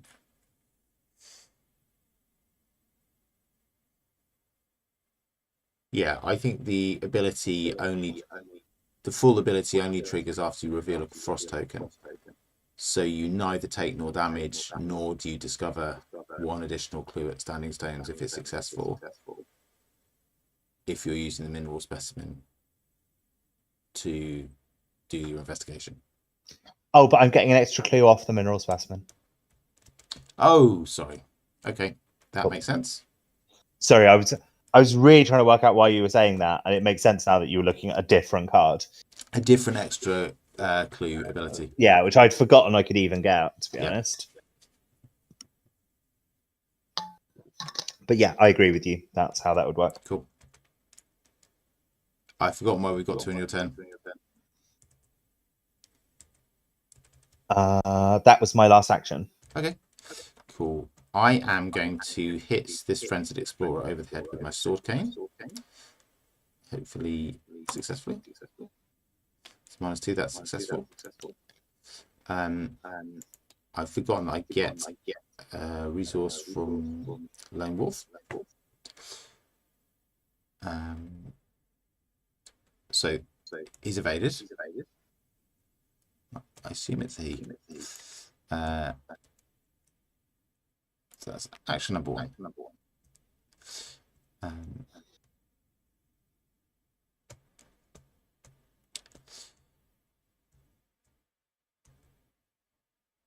I'm going to exhaust Molly Maxwell.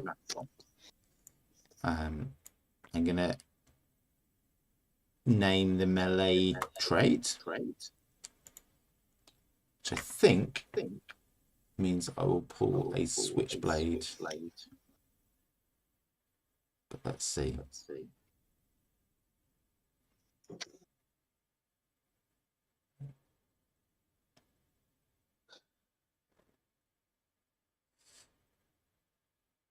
Yeah. So that goes into my hand. I'm going to take a resource. And I'm going to play Power Word on the Frenzied Explorer. That's my third action.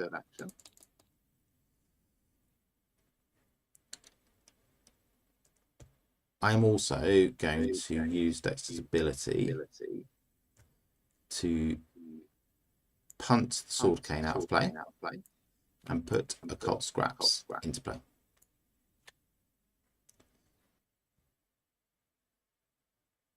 And I have completely screwed up everything because Occult Scraps means that I am -2 willpower.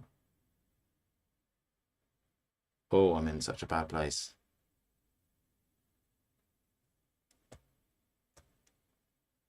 I'm in such a bad place with that. Oh no, did you forget to do the modifier? I forgot to do the modifier.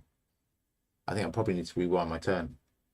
Yeah, do it. Because I'm testing it 1-up with that, which is just a bad play altogether. Okay, you can come back to hand. What am I going to do? I will still get the switchblade.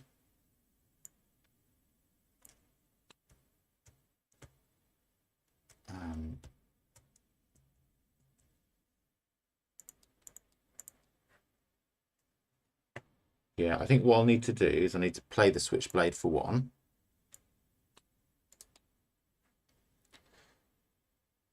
Then this is the play.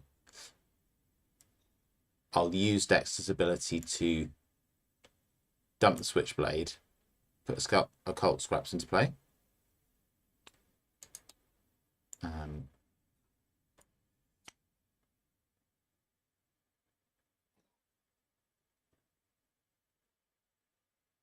So far, this is no actions, right? The switchblade is fast.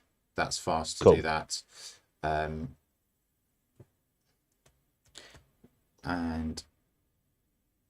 I've used my ability this turn, so I can't use it again. But I can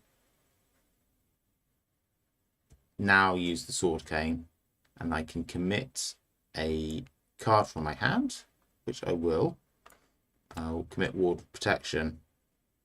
Now, hopefully, I will pass the Sword Cane test and I will evade the Frenzied Explorer. Does that make sense? Yeah, I think so. That's 1.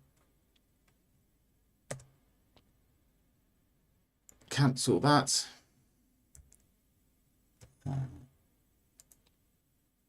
Okay. That's a -3, isn't it? I think so. Okay, so I fail. Shit.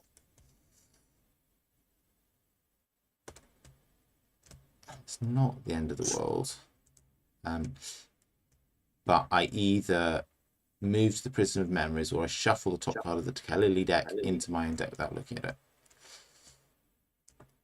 I am going to move to the Prison of Memories because that only loses me 1 action. I'd rather have an action than a Takalili card in my deck, I think. And that's... Where does that leave my turn? Not quite sure. I think that was my first action, wasn't it?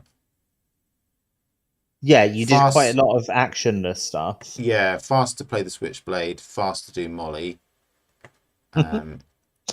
fast to bump the switchblade out of play and get the occult scraps in. So yeah, so that's just a single action. Probably want to try and evade again. 2 up with the sword cane. Okay, that's a failure. Probably want to do it again. And that is a success. Yay! Oh man. Those occult scraps are really bad. Yeah, how do you get rid of them? I have to use Dexter's ability. So next turn, I can bump the sword cane out of play. No, I can bump them out of play to put something else in. I think I need to find something else to put into play. But yeah.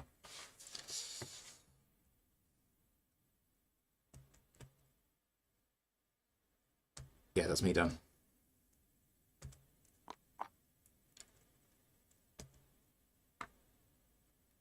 And you went first this time?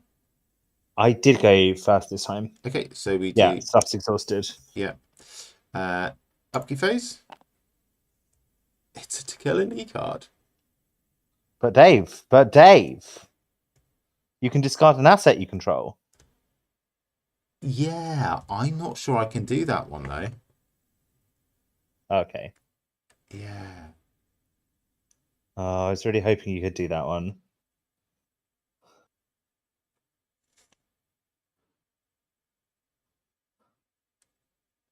Where can I find the rule that says whether I can or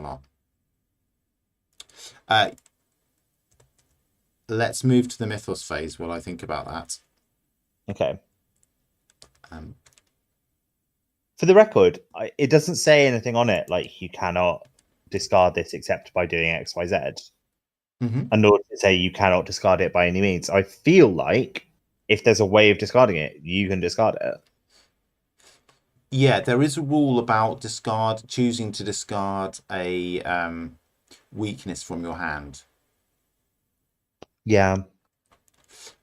You cannot discard a weakness from your hand. You can't choose to discard a weakness from your hand whilst there are other options. I don't know whether that matters now. Whether that ruling covers choosing a weakness that's in play. Yeah. So I guess find that rule and see what the exact wording is on it. Yeah, I'll try.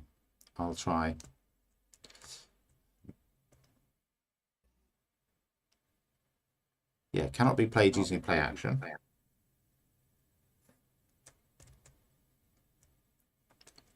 Maybe I should just punt it out of play.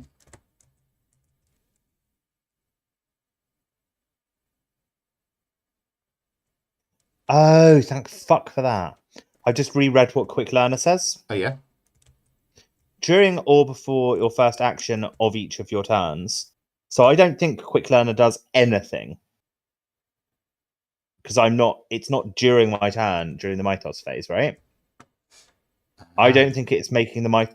Because I was like, I can't do these Mythos phases with all of the tests being too harder. All right, I'm going to look that up while you work out what. We're both struggling with raw.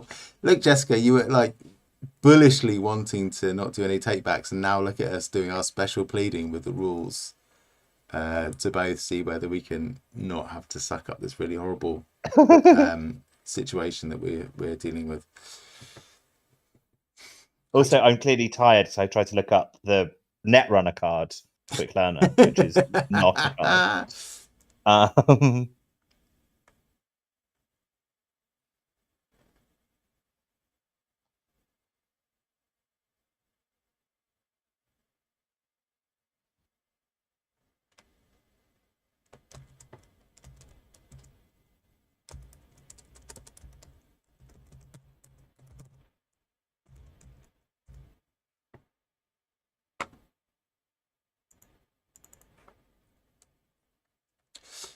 I can't find the ruling for occult scraps. So I am reluctantly going to use the Grim rule and conclude that I have to, in fact, discard another asset. So I'm going to discard the Sword Cane. Okay. My good news is that I've got... Okay. So Quick Learner doesn't apply during the Mythos phase. Awesome. Which means I should have 2 fewer Tequila cards in my deck. Okay, I think do that. Yeah. Take out the top 2 and then shuffle your deck. I think is probably the best way to resolve that.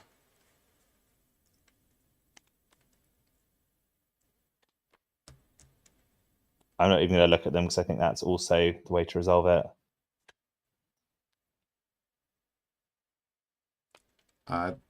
Yeah.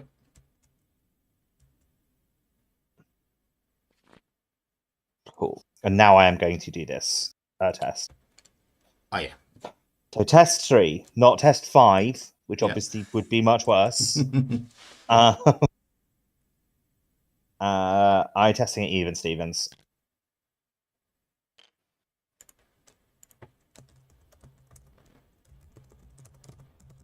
I should probably have thought about that. Okay, I didn't think about it though, and I'm having just done a load of special pleading about the rules. I'm not going to now go actually take back C's. I didn't think about it properly. That's on me for not thinking about it properly. Mm-hmm. I take 2 horror, and I lose a clue, and I could have played a bunch of cards to stop that happening, but I didn't. So that's on me. Okay. I found the rules, Jessica. I found the rules. Sorry, I wasn't paying very much attention to the nasty thing that just happened to you. The rule in question is a player may not optionally choose to discard a weakness card from hand unless a card explicitly specifies otherwise, which means I can optionally choose to discard one from play. Cool. So are you going to do that? I absolutely am, yeah. Sword Cane comes back. Occult scraps. Bye-bye. Look, I don't want to make a big deal of this, but that is the specific Tequila card that I put in your deck. Thank you. Thank you for that. Yeah, you're very, very welcome. Oh, look. It's because I knew this exact situation would arise, and I knew the ruling the whole time. I just knew that you'd get more satisfaction from looking it up yourself. Now I've got Crypt Chill, for which it would be very nice to still have that copy of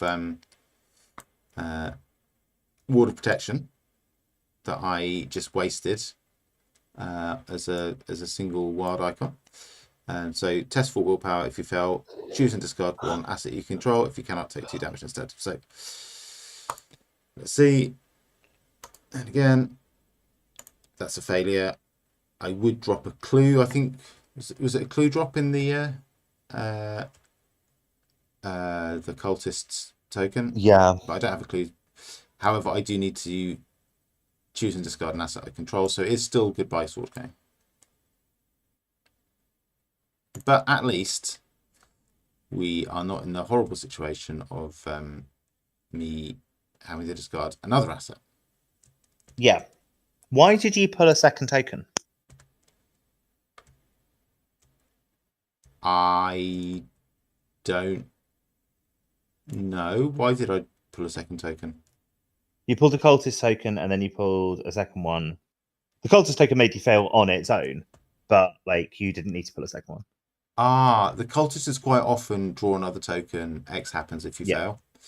So I think that was just a instinctive reaction. Yeah. What's that thing when the doctor knocks your knee? Reflex. It was a reflex. Reflex. Yeah. Yeah. Would you like to go first, or shall I? Yeah, go on then. I'll go first. Try and get some of these fucking clues. How many do we need at the moment? To flip the standing stones, we need 4. Okay.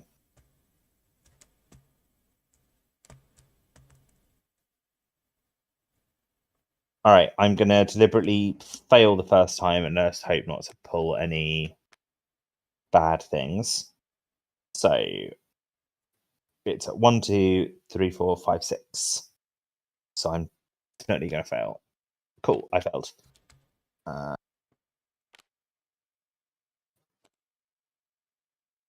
Sick.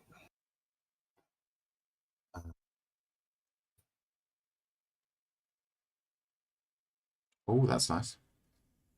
Yeah.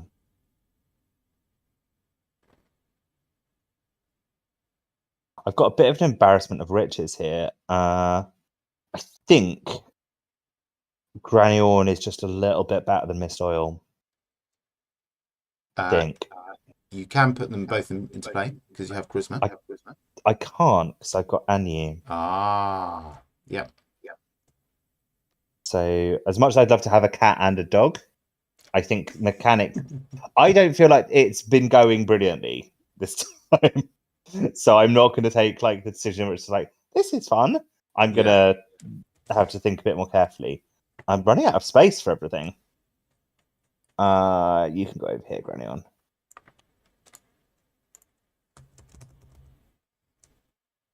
That's the rest of my resources.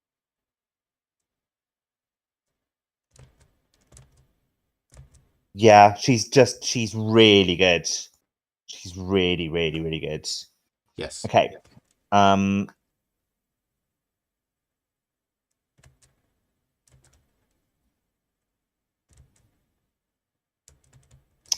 So I think from now, standing stones are 0 to investigate.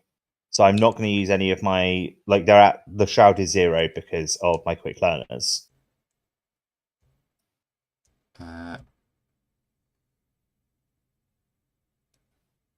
Yeah, that makes sense.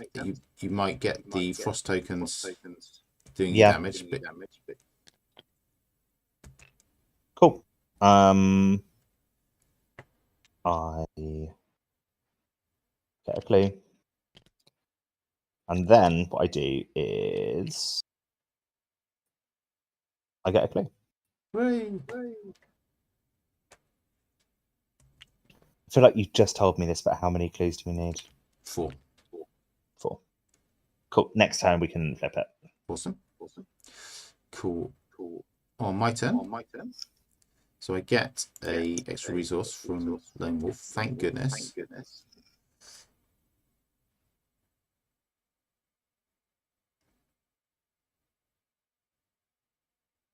And Power Word is fast, which is great, so that I don't have to take an attack of opportunity. So I play Power Word on the Frenzied Explorer.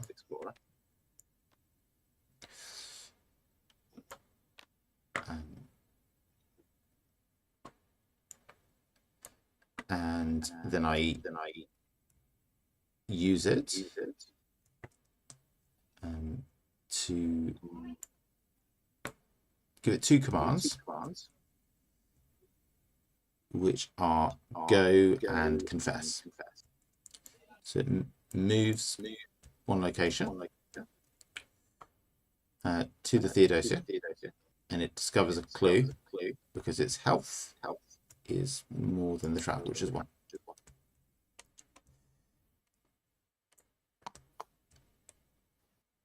And the forced effect on the Theodosia doesn't apply because I am not investigating it.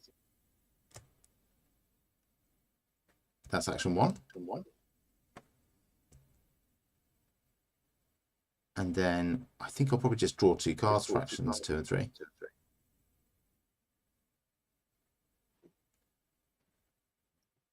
Yeah.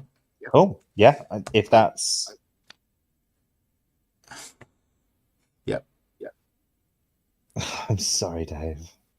It's okay. I didn't see that. Yeah. I don't know what that is. No one knows what it is, but it's fine. It's fine. It's all good. Okay.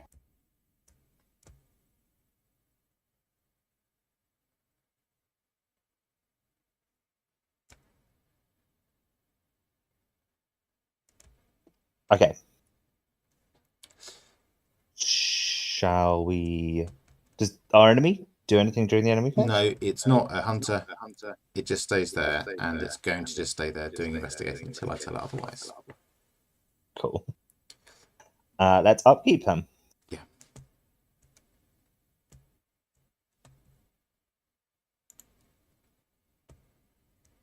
Okay, I'm going to follow the rule that I drew the card before I took the resource. Yes. Tequila card says that I lose 2 resources, but I had none, so... Ha ha ha ha. That's always good to know. Yeah, the last couple of Tequila draws have been quite kind to us, in fact. That makes a pleasant change, Jessica. It does, very much so.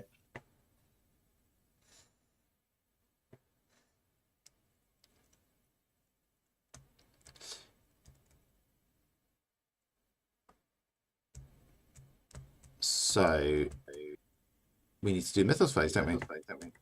We do. Okay, that's 4 of 13. Cool.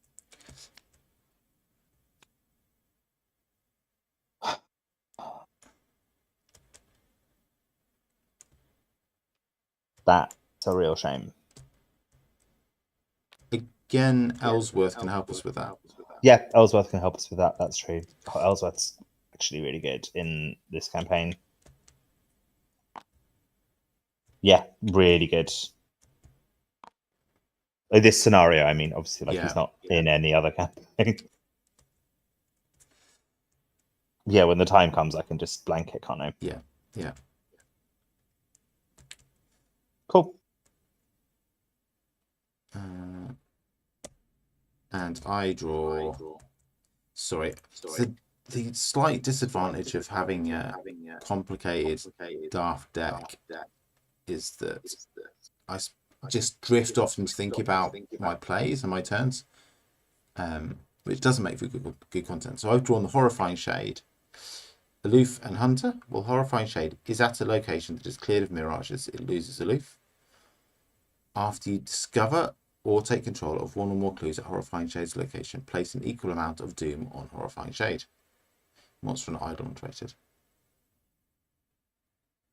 Okay.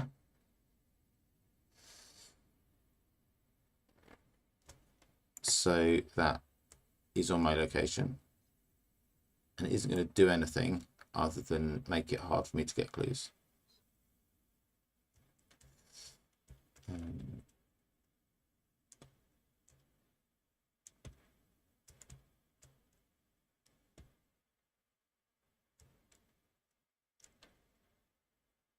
Okay.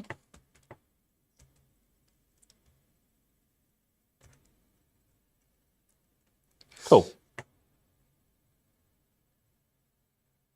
Yeah. Let me just check what calls, if I can do anything to mess up this Eidolon with my power word. No, not presently. Yeah, but maybe later. Do you want to go first, or shall I? I might flip this over this turn, so shall I go first? Yeah, do it. Cool. I'm going to fail on purpose. That's the first thing I'm going to do. I'll do it properly this time, and I might take the resources, because I'm low on resources. I'm going to take the resources of Drawing Thin. And then it's 1, 2, 3, 4, 5, 6, 6 versus 2. So again, cool. I have failed, and I will get. That's not. I'd already pulled my card. That doesn't count.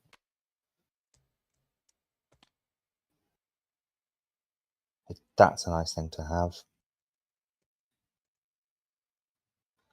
Oh, I should maybe get it down now. But I will get it down now. Mm-hmm. And then I'll start hardcore investigating. Yeah. Are there things in your discard pile that you might want to be scavenging? Like, not really at the moment. My discard, I guess the old keyring, I might want it soon. Yeah. But right now I've got something as good as the old keyring. Yeah, that's fine. Just thinking about things, about options. Not content with like drifting off into my own reverie of daft things that I can do with my deck. I'm now starting to think about daft things that you can do with your deck. Anything that's not an auto fail is success. That's success. Sweet smell of success.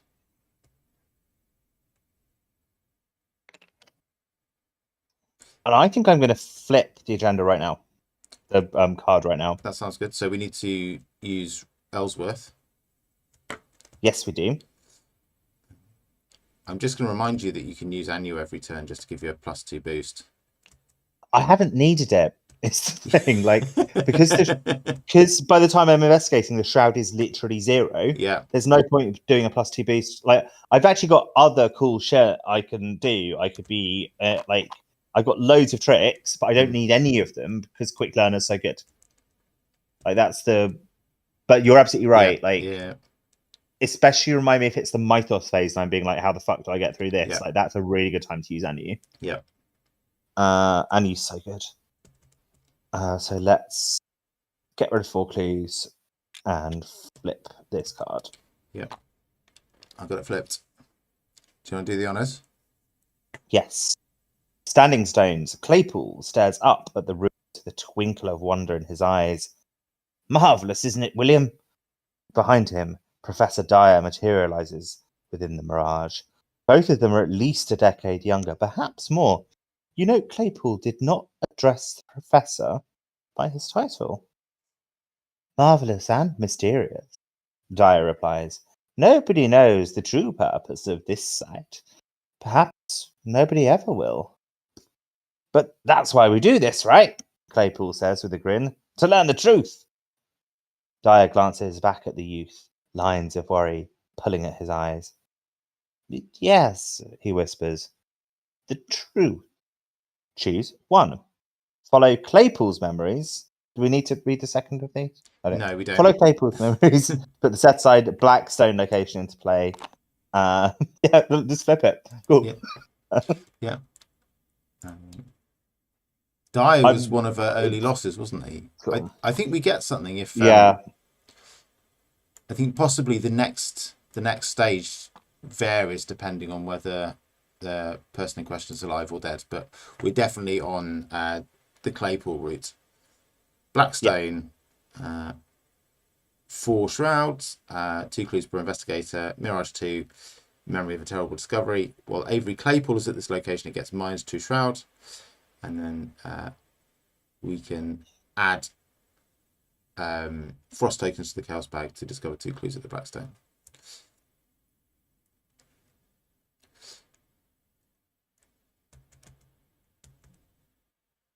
Okay, that's cool. Cool. I'm going to fast travel over here. Yay! Dog. There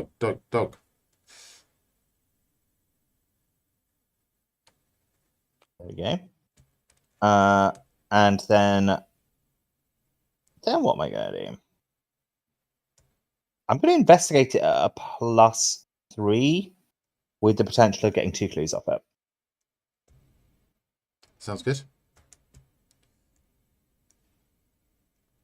Using the mineral specimen? Yeah, using the mineral specimen. Yeah. I think this is like the boss level investigation, so it feels like the right place to use the mineral specimen. Yeah. Admittedly, then I'm out of mineral specimens, but okay.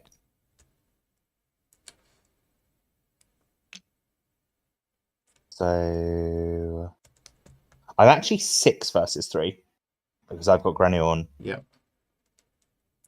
She's so cool. Boo. Sure. That was my turn. That's twice out of 3 times I've used this mineral specimen that I've got an auto fail. That does really suck. It really fucking sucks. I will get another resource because of Lone Wolf. And do you have any healing needs? Not really. I've got a tiny bit of like insanity going on, but like quite a small amount for me.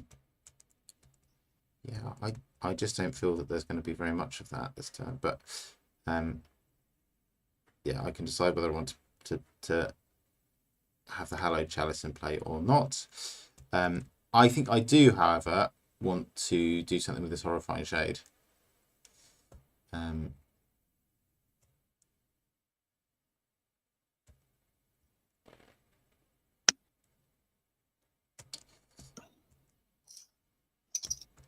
First of all, I will use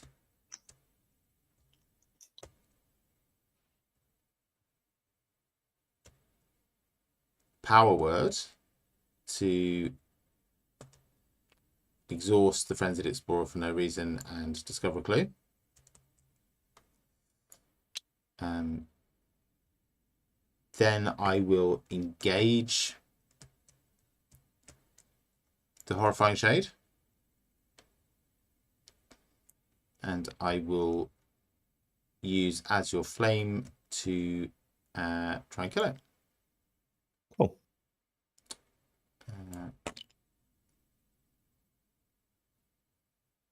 Was that a good play? Maybe I should just engage and try and kill it twice and not be greedy about my clue. That Frenzied Explorer is just sitting there doing nothing. There's no reason to get too greedy for it. Yeah, I'll try and fry the shade in one turn. So first I am 5 versus 3. That's a -2, so I succeed.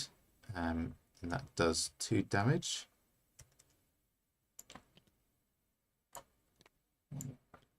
2, and then second. 2 up, there's a frost token, and there's a -1. So together those are a success. Okay, I Yay! Successfully kill the Horrifying Shade, and I get to place it beneath the Binder's Jar. I've captured your soul, deal with it, and that gives me an extra arcane slot for good measure. That was Amazing. my turn. Great. Do our enemies do anything? This guy want to do anything? No, he's not a hunter. He's not an enemy at the moment, is he? And he's we're on speaking terms, you know. It's a bit like my weird neighbour who I don't necessarily dislike or am antagonistic towards, but I'm wary of. Yeah. Look, we've all been frenzied explorers at one time or another. Whomst among us has not been running around with frost all over our face and 2 sharp impediments hanging from our arms? Yeah, indeed. You do some odd things in your 20s. Yeah.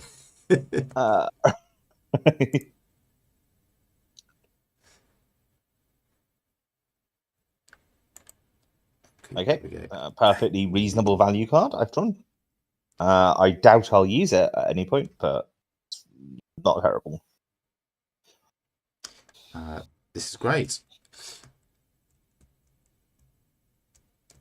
As your attorney, I suggest that you come back to my location soon. Cool.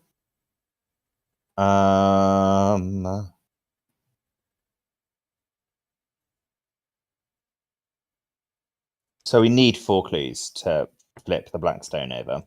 Yeah.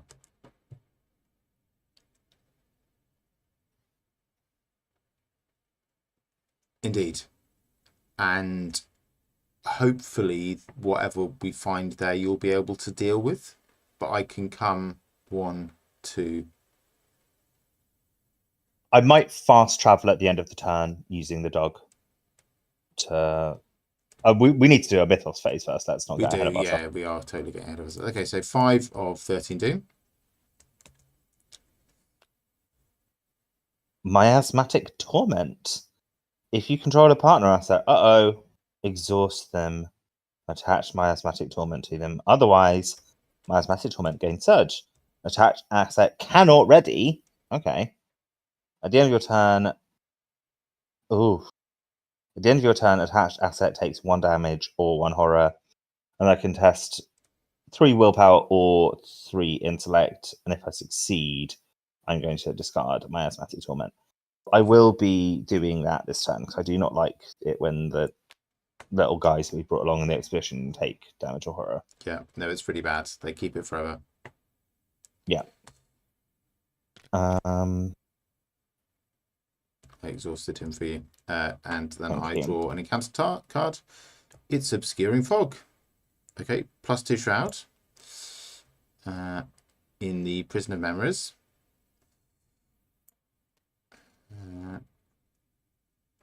Okay.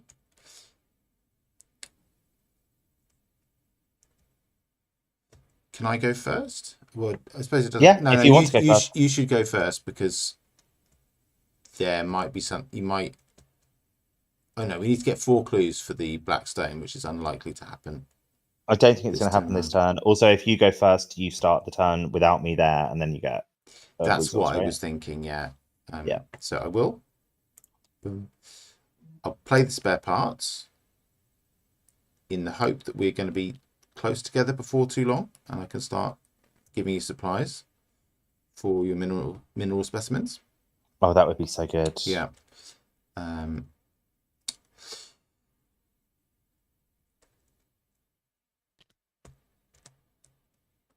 going to move to the Theodosia. I'm going to parlay with the Explorer to exhaust him and get a resource, get a clue. And then I'm going to move again to the Standing Stones. Oh no, hang on. Play, move, parlay. That's fine. Those are my 3 actions. Okay.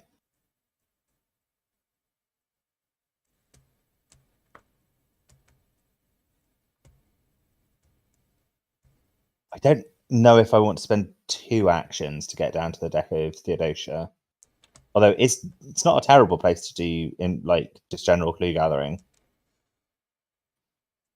What is that you don't want to do it where you are because the shroud is high? I don't you were saying I should end at your location, but you're currently 2 moves away rather than 1. Yeah, for some reason I was thinking that you were going to come here from where you are, and I was going to start giving you supplies. Yeah, don't worry about that. Yeah, it would be nice. Would be nice. I'd quite like to unload all the supplies so that I can punt this asset away and get my Beamish Boy into play. But it's not so urgent that you should be wasting your turn to do it. Yeah, because it's essentially a whole turn of wasted actions. So I'll want to move back here as well. Yeah. Definitely don't do that. Actually, you should come here because we could flip this sooner because you've got clues. Yeah, that's what I'm thinking. I'm thinking next turn I will pump the Explorer and move twice, maybe. Yeah. And also, if you were here, this location would have -2 shroud.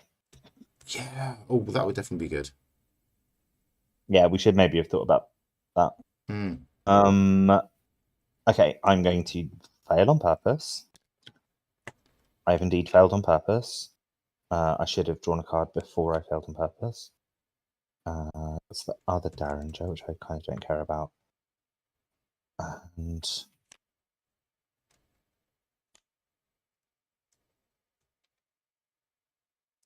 boo. I have no clues at the moment, so it's another one. Is that the third Kelly Lee that's whiffed? Yeah, in a row. It's whiffed or been actively helpful. Yeah. 1, 2, 3, 4, 5, 6, 7, 8. So I'm going to have to discard something at the end of this time. I wouldn't say that my Kelly Lee was actively helpful. I would rather have had that asset in play and been able to bump it off for something else, including putting my servitor into play. Okay. I didn't know that. Yeah. I was still glad to get rid of the thing on my board that was unhelpful rather than one of my cards I wanted. But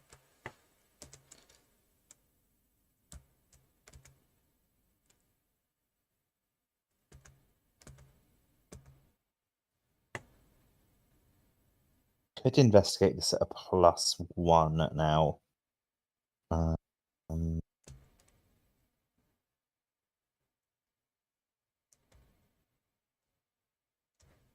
No, I think I'll wait till I've got the quick learner boost to start wasting my flashlights. Play emergency cache. And now I'll start investigating. So I've reduced the shroud to 0. hooray! Don't do this to me again. Boo. I've had so many tests this game, Dave, where it's been like the only thing that stops me is auto failing, and then auto failed it. Right, Really let's sorry. do that again. Cool.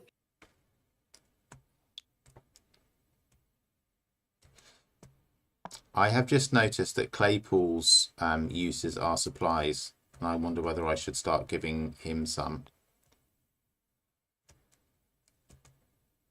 Yeah, I think give him at least one of your supplies. I would really, if it's convenient, I'll get one of the supplies off your spare parts. Yeah. But otherwise, I think we can.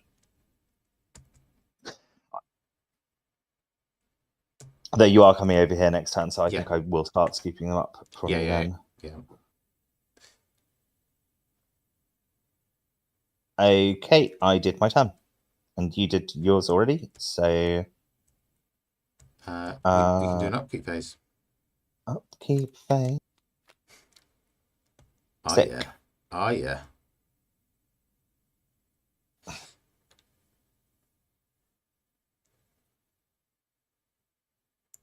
Okay. As I was discussing earlier, like this is fine. It just means I skip most of my next turn because I am going to want to get rid of it. Yeah. Oh. You also shit. wanted to de-torment Roald Ellsworth. Shall I put the clue back and use my last skill test to do that? I think so. You did state that was your... I did say that was my aim. It was just forgetfulness. Yeah. That's happening partly because it's like 11:15 at night. That's not what I meant to. That will go into my hand in a sec. I'm going to test intellect. I should at least get the flashlight token back. Yeah. Do you want to use Anu? Yes, I do. So my intellect is 5, 6 with Graniorn.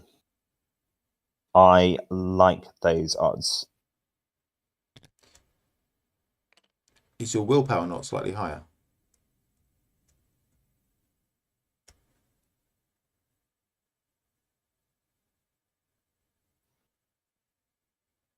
Yeah, sorry, it was willpower I was reading. Yeah.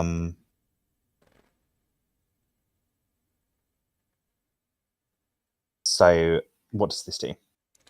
I think we might have to stop soon, Dave, because my brain is clearly starting to fail me. Yeah, for sure. I passed that test, is the answer. Right. It's hard to stay tormented when Anu's hanging around and being cute. Yes. I like that thematically. Yeah.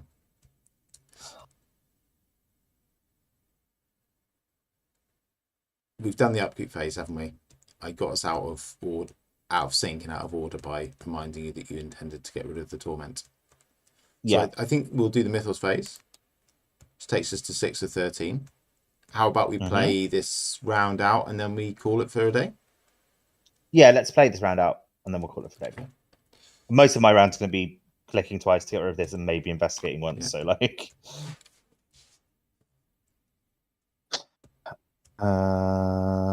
Mythos phase. Test willpower. For each point you fail by, shuffle the top card to your leader into your deck without looking at it. So I'm 4 versus 4. Do you want to use a One of your amazing signature cards here. Yeah, I was literally thinking that. Mm. Cool. So it now kind of doesn't matter what happens. Yeah. Shit, I've got to take a damage though because of Called by the Mists. Ah, yeah. Right. Yeah. But I don't get any more fucking tequila cards in my decks. That's Good. the most important thing.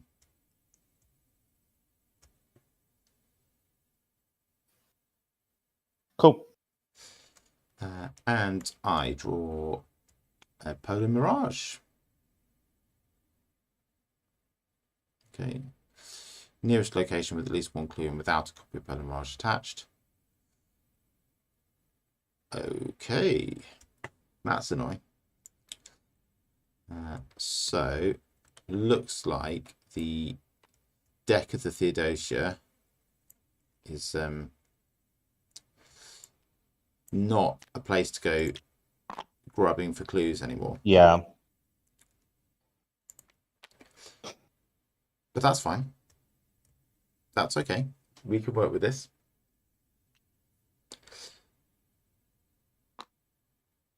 Because I lost the clue. I decided I didn't get that clue, so. Of course, yeah. Yeah. I know what I'm going to be doing on my turn, I think.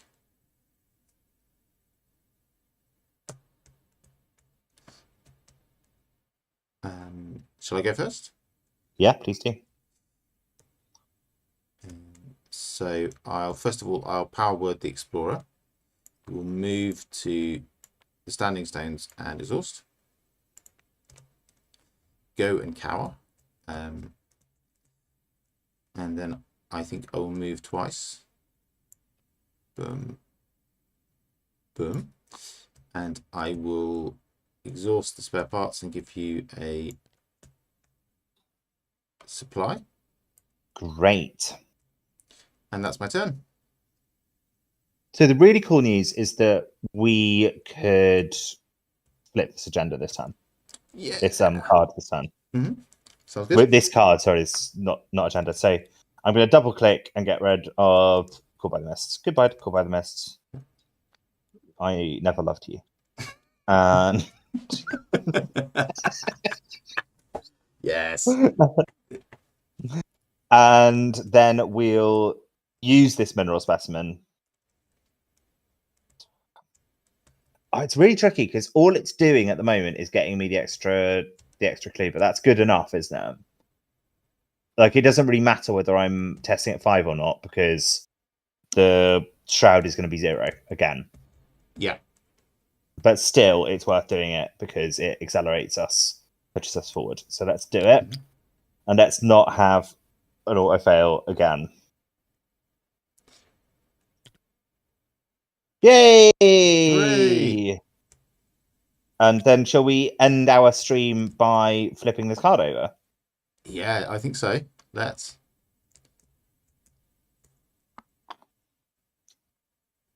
Oh, there we go. We spent our clues. Cool. And oh, sorry, we both flipped at the same time. Getting too eager. The Black Stone. According to Inuit legend, this megalith stood here since before humanity walked the earth, a young Avery recounts, examining the runic language along its surface. I don't know about any of that, but it's delightfully ancient. That's not even the weirdest part, though. What is? The other explorers asked, pulling his hood down to get a better view of the towering structure. See for yourself, Claypool says, unfolding a map and placing it against the smooth stone. Drawn over the map's surface are many rings and lines depicting various weather patterns. This thing is like a lightning rod. If Avery Claypool is alive, spawn the set-aside memory of a terrible discovery enemy at this location and flip this card back over. Oh boy, we should have thought about this. Yeah, this might not have been the thing to do right at the end of a turn. I think okay. It was a bad thing to do, but never mind. We'll see. Terrible discovery. Boom, boom, boom. Alert. Prey. Investigator with Avery Claypool. we have to do 8 damage to it. If we're complete idiots, we can add a frost token to the chaos bag to parley with it and deal 4 damage to it. And when it's defeated, we flip it. Okay. Cool. Okay. I'm sorry that we did that then. It's all right. It doesn't hit very hard. It hits a no, it doesn't. It doesn't hit particularly hard. And it's going to hit me, and I'm okay with that. Oh, Jessica. Yeah. It's not going to hit me. It is not going to hit me. No. Because I have trapped in my interdimensional prison an actual... Oh, God, I love this game. Trapped in my interdimensional prison, I have a horrifying shade who I can discard to cancel the attack. Yes! What a note to end the stream on. So that's the end of the investigation phase, right? Yes. Yeah. Or let's do our upkeep, and we'll do the enemy phase, won't we? Exactly. We're going to do the enemy phase right now. The memory of the terrible discovery tries to attack me, but instead I discard the horrifying shade and cancel that attack. Up yours, memory. And then we do the upkeep phase. Yep. Cool. It's not a Tequila card. That's fantastic. That's my favorite. I love it when it's not a Tequila card. I reckon we can take this thing on. Like, I think it's all right. I'm looking forward to taking it on, Jessica, because I actually want to have some empty assets in my play area so I can start doing dumb Dexter shit. Cool. There's not been nearly enough of that so far. And yeah, as you can see in my hand, you can see that I've got a massive machine gun, which is nice. It is nice. As well as your flame. Yeah, basically there's lots of things we can do to wreck this terrible discovery. I think we should. I think I forgot to take my lone wolf resource this turn. Cool, take it. So I'm going to wreck on that. And that's probably the end of the stream, right? Yeah, I think that's a perfect place to end the stream. Yeah. Part of why I flipped the card now was because I thought it would be a really good end to the stream, and turns out I was right. Yeah, absolutely. I'm so happy with Binder's Jar. Like, that is... Yeah, that's really cool. That's a Scarlet Keys card. So that came out in September in 2022. And I have wanted to play with that card ever since, because the idea of putting my enemies in an interdimensional prison. Turns out I thought I was an anarchist and prison abolitionist, and actually it turns out that all I really wanted to do was put my enemies in a prison. So that's a... The context is key. In all things. True. Yeah. Sometimes people want to be kept in a cage. Yeah, yeah. Who am I to deny these eidolons their kinks? On that absolute clanger of a note, I think we should probably say good night to our beloved audience. Thank you so much for spending the evening with us. It's been a blast. We will see you next week. I'm assuming, Jessica, next week works for you? Yeah, next week works for me. Cool. Right, yeah, we'll see what other memories we can dredge from the mists next week. And yeah, have an awesome time. Lots of love and good night. Good night, everyone.